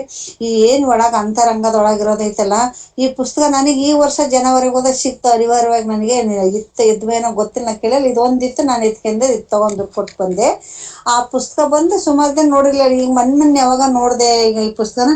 ನಿಜವಾಗ್ಲೂ ಎಷ್ಟು ಏನೀಗ ನಾವೇನು ಕರುಣಾಸಿಗೆ ಅಂತ ಏನು ಅಂತರಂಗದೊಳಗೆ ಹೇಳ್ತೇವಲ್ಲ ಅದು ಅಷ್ಟು ಇದ್ರೊಳಗೈತಿ. ಆಮೇಲೆ ಎಷ್ಟು ಶರಣರ ಅಂಕಿತ ನಾಮ ಇದೆ, ಆ ಯಾವ್ದೇ ಎಲ್ಲವೂ ಇದ್ರೊಳಗೆ ಇಡೀ ಒಂದು ಇಷ್ಟೊಂದು ವಚನ ದುಂಬಿದ ಪುಸ್ತಕಗಳು ನೋಡಿ ನನಗೆ ಎಷ್ಟು ಖುಷಿ ಆಯ್ತಂದ್ರೆ ಪದೇ ಪದೇ ತೆಗೆದು ನೋಡ್ತಾ ಇರ್ತೇನೆ. ಇಷ್ಟು ವಿಷಯ ಇದ್ರೊಳಗಿದೆ, ಇದಿದೆ, ನಮಗಿಷ್ಟು ಇವಾಗ ಸಿಕ್ತಲ್ಲಪ್ಪ ನನಗೆ ಅಂತೇಳಿ ಇವತ್ತು ಸಂಜೆನಾಗೂ ನಮ್ಮ ನೆನಪು ಕಾರ್ಯಕ್ರಮ ಹೇಳಿದೆ. ಆ ಒಂದು ಮತ್ತೆ ಮರು ಪುಸ್ತಕ ಎಲ್ಲ ಅದನ್ನು ಪ್ರಿಂಟ್ ಮಾಡೋಣ, ನಮ್ಮ ಚಿಂತನ ಪ್ರಭೆಗಿರೋರಿಗೆ ಎಲ್ಲರಿಗೂ ಕೊಟ್ರೆ ಇದು ತುಂಬಾ ಸಹಾಯಕಾರಿಯಾಗಂತ ವಿಷಯ ಇದ್ರೊಳಗಿದೆ ಅಣ್ಣ. ತುಂಬಾ ಅದ್ಭುತವಾಗಿದೆ ಎಲ್ಲವನ್ನು ನೋಡ್ರಿ. ಏನು ಆ ಕರುಣಾಸಿಗೆ ಪುಸ್ತಕದೊಳಗಿದೆಯಲ್ಲ ಆ ಸೂತ್ರ ಎಲ್ಲವನ್ನ ಈ ಒಂದು ಸಣ್ಣ ಪುಸ್ತಕದೊಳಗೆ ಹಿಡ್ದಿಕ್ಕಿದಿರಿ. ನಮಗೆ ಇದುವರೆಗೂ ಗೊತ್ತಾಗಿದ್ರಣ್ಣ. ಈ ನಮಗೆ ಆ ವಚನ ದುಮ್ದುಮೆ ಮಾಡ್ತಾ ಇದ್ದಾರೆ ಅಂದಾಗ ಈಗ ಒಂದ್ 2 ವರ್ಷದಿಂದ ಒಂಚೂರು ಪಾರ್ಟಿಸಿಪೇಟ್ ಮಾಡಿದೀವಿ. ಮೊದಲು ಈ ಮಾಡ್ತಿರ್ಲಿಲ್ಲ, ಭದ್ರಾವತಿರೆಲ್ಲ ಸ್ವಲ್ಪ ಅದ್ರ ಮಾಡೋದು ಜಾಸ್ತಿ, ಅದು ಗೊತ್ತಿಲ್ಲ. ಇದೊಂದು ಪುಸ್ತಕ ಸಿಕ್ಮೇಲೆ ಅದ್ರ ಒಳಗಿನ ನೋಡಿದ್ರೆ ತಿರುಳು ಎಷ್ಟು ಅದ್ಭುತವಾಗೈತಿ ಅಂದ್ರೆ ಅಷ್ಟು ಅದ್ಭುತವಾಗಿ ನಮಗೆ ಬೇಕಾದಂಥದ್ದು ಎಲ್ಲವೂ ಇದೆ ನೋಡ್ರಿ. ಶರಣರ ಹುಟ್ಟಿದ ಜೀವನ ಚರಿತ್ರೆಯಿಂದ ಹಿಡಿದು ನಮ್ಮ ಅಂತರಂಗದ ಒಳಗಿಂದ ಹಿಡಿದು ಯಾವ್ಯಾವ ನಮಗೆಲ್ಲವೂ ಇದೆ ನೋಡ್ರಿ. ಒಂದಲ್ಲ ಎರಡಲ್ಲ ಹೇಳಕ್ಕ ಅಷ್ಟು ಇದೆ. ಆ ಒಂದು ಪುಸ್ತಕ ನೀವು ಮಾಡ್ರಿ, ಇನ್ನೊಂದ್ಸತಿ ಅಣ್ಣ ಅವ್ನು ಬಿಡುಗಡೆ ಮಾಡಿ ಅದು ಬರೋದು ಇದನ್ನ ಮಾಡ್ರಿ ಅಣ್ಣ. ಹೆಂಗೋ ಬರ್ದಿದ್ದಿದೆ ನಿಮಗೆ, ಈಗ ಅದನ್ನು ಪ್ರಿಂಟ್ ಮಾಡಕ್ಕೆ ಈಜಿ ಆಗುತ್ತೆ ಅನ್ಸುತ್ತೆ. ಹಂಗಾಗಿ ನಮ್ಮ ಚಿಂತನ ಪ್ರಭೆಗಿರೋರಿಗೆ ಈ ಶರಣರಿಗೆ ಈ ವಚನ ದುಂದುಬಿ ಸಿಕ್ಕರೆ ಅಣ್ಣ ತುಂಬ ಅನುಕೂಲ ಆಗುತ್ತೆ ಅಂತ ಹೇಳಕ್ ನಾನು ಇಷ್ಟಪಡ್ತೇನೆ ಅಣ್ಣ. ನಾನು 4 ನುಡಿಗಳನ್ನ ನಿಮ್ಮ ಗುರುವಿನ ಪದಕ್ಕೆ ಸಣ್ಣ ಪದಕ್ಕೆ ಅರ್ಪಿಸ್ತಾನೆ. ತುಂಬಾ ಖುಷಿ ಆಯ್ತಣ್ಣ. ಶರಣಾರ್ಥಿಗಳು ನಿಮ್ಮ ನುಡಿಗಳನ್ನು ಕೇಳಿ. ಅನಂತ ಶರಣಾರ್ಥಿಗಳು ಶರಣೆ ತಾಯಿ ಅನಸೂಯ ಅವರಿಗೆ. ಬಹಳ ಸಂತೋಷ ಆಯ್ತು ನನಗೆ. ಇತ್ತೀಚಿಗಂತೂ ನನಗೆ ಎಷ್ಟು ಒಂದು ರೀತಿ ನಿರಾಶೆ ಆಗಿತ್ತು ಅಂತಂದ್ರೆ, ಈ ಪುಸ್ತಕಗಳು ಬರೀಲಿಕ್ಕೇನೆ ಇತ್ತೀಚಿಗೆ ಮನ್ಸಾಗ್ತಾ ಇರ್ಲಿಲ್ಲ ನನಗೆ. ಸಾಕಷ್ಟು ತಲೆಯಲ್ಲಿ ಸಾಕಷ್ಟು ವಿಚಾರ ಇದೆ, ಮಾತಾಜಿ ಹೇಳಿ ಹೋಗಿದ್ದಾರೆ ಬರಿಬೇಕು ಇಂತಿಂತವೆಲ್ಲ. ಆದ್ರೆ ಏನಾಗ್ತಾ ಇದೆ, ಪುಸ್ತಕ ಇವಾಗ ಕೊಂಡು ಓದ್ತಕ್ಕಂಥವ್ರ ಸಂಖ್ಯೆ ಕಡಿಮೆ ಆಗಿದೆ. ವರ್ಷಕ್ಕೆ ಏನಿಲ್ಲ ಅಂತಂದ್ರೆ ಮಿನಿಮಮ್ 50,000ದಿಂದ 1,00,000 ರೂಪಾಯಿವರೆಗೂ ಪುಸ್ತಕಗಳನ್ನ ಪ್ರಿಂಟ್ ಮಾಡಿ ನಾನು ಹಂಗೆ ಕೊಟ್ಬಿಡ್ತೀನಿ, ಹಂಗೆ ಹಂಚ್ಬಿಡ್ತೀನಿ. ಕೆಲವರು ಕಾರ್ಯಕ್ರಮಕ್ಕಂತ ತಗೋತಾರೆ, ಅವ್ರ ಹಣನೇ ಕೊಡೋದಿಲ್ಲ. ಮನೆ ಕಾರ್ಯಕ್ರಮಗಳಿಗಂತ ತಗೋತಾರೆ, 100 500 ಪುಸ್ತಕಗಳು ತಗೋತಾರೆ, ಯಾರು ಕೊಡೋದಿಲ್ಲ. ಪ್ರತಿ ಸಲ ಪ್ರಿಂಟ್ ಮಾಡಿ ಹಾಕಿದಾಗ್ಲೂ ಕೂಡ ನಾನೇ ಹಣವನ್ನ ಹಾಕಿ ಪ್ರಿಂಟ್ ಮಾಡಿ ಕೊಡ್ಬೇಕು. ಆದ್ರೆ ಅದ್ರದ್ದು ಅಟ್ಲೀಸ್ಟ್ ನಾವು ಪುಸ್ತಕಗಳಿಂದ ಏನ್ ಲಾಭ ಅಂತೂ ನಾವು ಬಯಸೋದಿಲ್ಲ. ಯಾಕೆಂದ್ರೆ ಬೇರೆ ಗುರು ಬಸವಣ್ಣವ್ರು ಕೊಟ್ಟಿರ್ತಕ್ಕಂಥದ್ದು ಅಪಾರವಾಗಿದೆ ನಮ್ಮ ಹತ್ರ. ಅದರಿಂದನೇ ವರ್ಷಕ್ಕೆ ಮಾತಾಜಿಯವ್ರು ಇರುವಾಗ್ನಿಂದಲೂ, ಅವಾಗ ಮಾತಾಜಿಯವ್ರದ್ದು ವರ್ಷಕ್ಕೆ ಒಂದು 50,000 ರೂಪಾಯಿಗಳನ್ನ ನಾನು ಬರೀ ಪುಸ್ತಕ ಪ್ರಿಂಟಿಂಗ್ಗೆ ನಾನು ಪ್ರಿಂಟ್ ಮಾಡಿ ಅವುಗಳನ್ನ ಹಂಗೆ ಶರಣರು ಯಾರ್ ಬೇಕಾದ್ರೂ ಓದ್ಲಿ ಜ್ಞಾನ ಅಂತ ಕೊಡ್ತಿದ್ವಿ.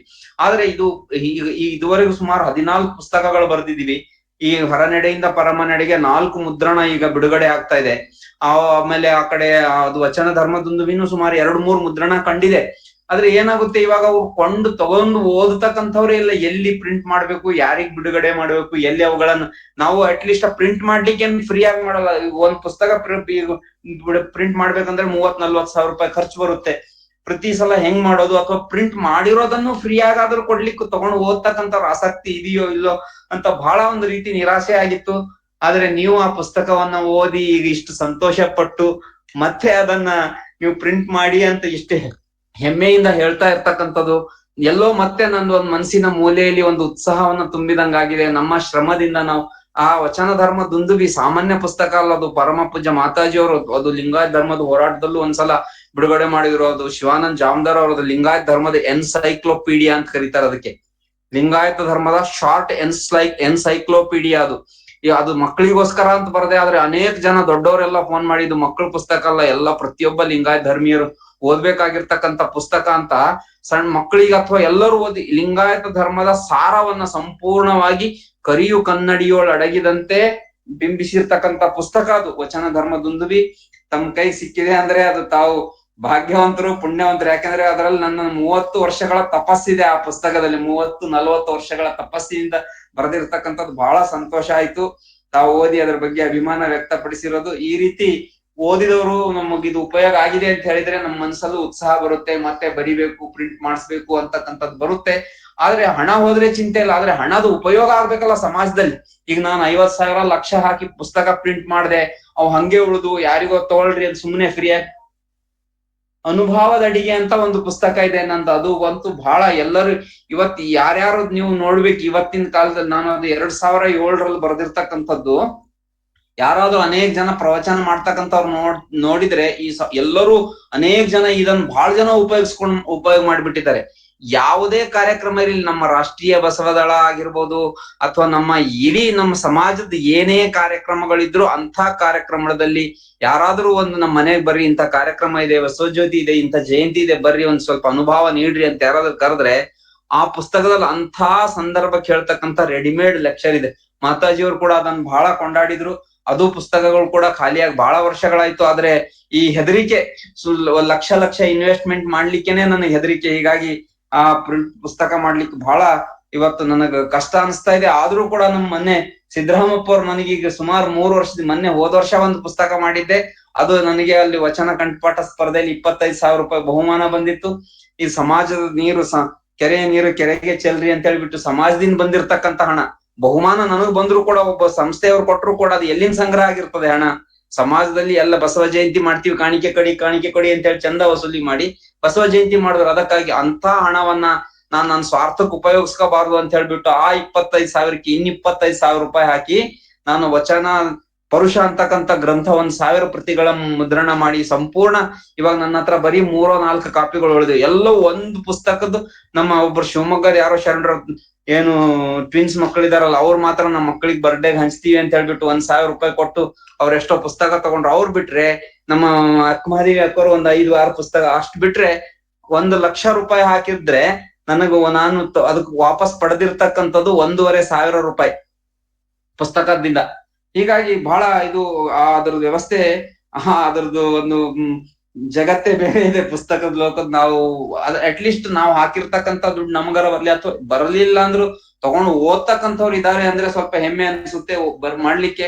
ನೋಡೋಣ, ನೀವು ಮತ್ತೆ ಪ್ರೇರಣೆ ನೀಡಿರಿ. ಆ ಪ್ರಯತ್ನ ಮತ್ ಮುಂದಿನ ದಿನಗಳಲ್ಲಿ ನಾನು ಮಾಡ್ತೀನಿ ಅಂತ ನಿಮ್ಗೆ ಆಶ್ವಾಸನೆ ಕೊಡ್ತೀನಿ. ನಮ್ ಬಸವಶ್ರೀ ಅವರು ಬಹಳ ದಿನದಿಂದ ಹೇಳ್ತಾ ಇದ್ರು ವಚನ ಧರ್ಮದೊಂದು ಮುದ್ರಣ ಮಾಡಿ ಖಾಲಿ ಆಗಿ ಹೋಗಿದಾವೆ ಅಂತ. ಇದೀಗ ಈ ಸದ್ಯ 2 ಪುಸ್ತಕಗಳು ಮಾಡಿದೀನಿ ಅಕ್ಕರೆ. ಈಗ ಪ್ರಿಂಟಿಂಗ್ ಪ್ರೆಸ್ ಅಲ್ಲಿ ಪ್ರಿಂಟ್ ಆಗ್ತಾ ಇದಾವೆ. ಒಂದು ಮಠ ಪೀಠ ಪ್ರತಿಷ್ಠಾನಗಳು ಬೋಧಿಸದೆ ಬಚ್ಚಿಟ್ಟ ವಚನಗಳು ಅಂತ ಒಂದು, ಇನ್ನೊಂದು ಹರನೆಡೆಯಿಂದ ಪರಮನೆಡೆಗೆ. ಇವೆರಡು ಲಿಂಗಾಯತ ಧರ್ಮದ ಒಂದು ಪುನರುತ್ಥಾನದಲ್ಲಿ ಬಹುದೊಡ್ಡ ಸಂಶೋಧನೆ ಗ್ರಂಥಗಳು. ಅದಕ್ಕೆ ಇದು ಈಗ 4 ಮುದ್ರಣ ಕಂಡಿದೆ. ಒಂದು ಪುಸ್ತಕ ಒಂದೇ ಮುದ್ರಣ ಕಂಡು ಎಲ್ಲಾ ಖಾಲಿ ಆಗೋದು ಬಹಳ ಕಷ್ಟ ಇದೆ. ಅಂಥದ್ರಲ್ಲಿ 4 ಮುದ್ರಣ, 2,000 4 ಮುದ್ರಣ 8,000 ಪ್ರತಿಗಳು ಅದನ್ನ ಶರಣರು ಓದಿದ್ದಾರೆ. ಅದಕ್ಕಾಗಿ ಅದನ್ನ ಮತ್ತೆ ಸ್ವಲ್ಪ ಮಾಡಿಫೈ ಮಾಡಿ ಈಗ ಬಿಡುಗಡೆ ಮಾಡ್ತಾ ಇದೀವಿ. ಮುಂದಿನ ದಿನಗಳಲ್ಲಿ ನೋಡೋಣ ಪ್ರತಿಕ್ರಿಯೆ ಹೇಗಿದೆ ಅಂತ ತಿಳ್ಕೊಂಡು ಆ ಪುಸ್ತಕವನ್ನು ಕೂಡ ಪ್ರಿಂಟ್ ಮಾಡ್ತಕ್ಕಂತ ಒಂದು ಸಾಹಸಕ್ಕೆ ಕೈ ಹಾಕ್ತೀನಿ ಅಂತ ತಮ್ಗೆ ಆಶ್ವಾಸನೆ ನೀಡ್ತೀನಿ. ಅನಂತ ಶರಣಾರ್ಥಿಗಳು. ಈ ಸಮಾಜದ ಒಂದು ತಿದ್ದುವಿಕೆಯಲ್ಲಿ, ಒಂದು ಸಮಾಜದ ಒಂದು ಏನು ಬೆಳೆಯುವ ಸಿರಿ ಮೊಳಕೆಯಲ್ಲಿ ಅಂತಕ್ಕಂಥದ್ದು ಏನ್ ಹೇಳ್ತಾರೆ, ಅಂತಹ ಮೊಳಕೆಗಳನ್ನ ಬೆಳೆಯುವ ಸಿರಿಯನ್ನಾಗಿ ಮಾಡುವಂತಹ ಶರಣೆ ನಮ್ಮ ರತ್ನಮ್ಮ ತಾಯಿಯವರು ಇವತ್ತು ಮತ್ತೆ ಅಪರೂಪಕ್ಕೊಮ್ಮೆ ಇಲ್ಲಿ ಕಾಣಿಸ್ಕೊಂಡಿದ್ದಾರೆ. ಅವರು ಮಕ್ಕಳಿಗೆ ಉತ್ತಮ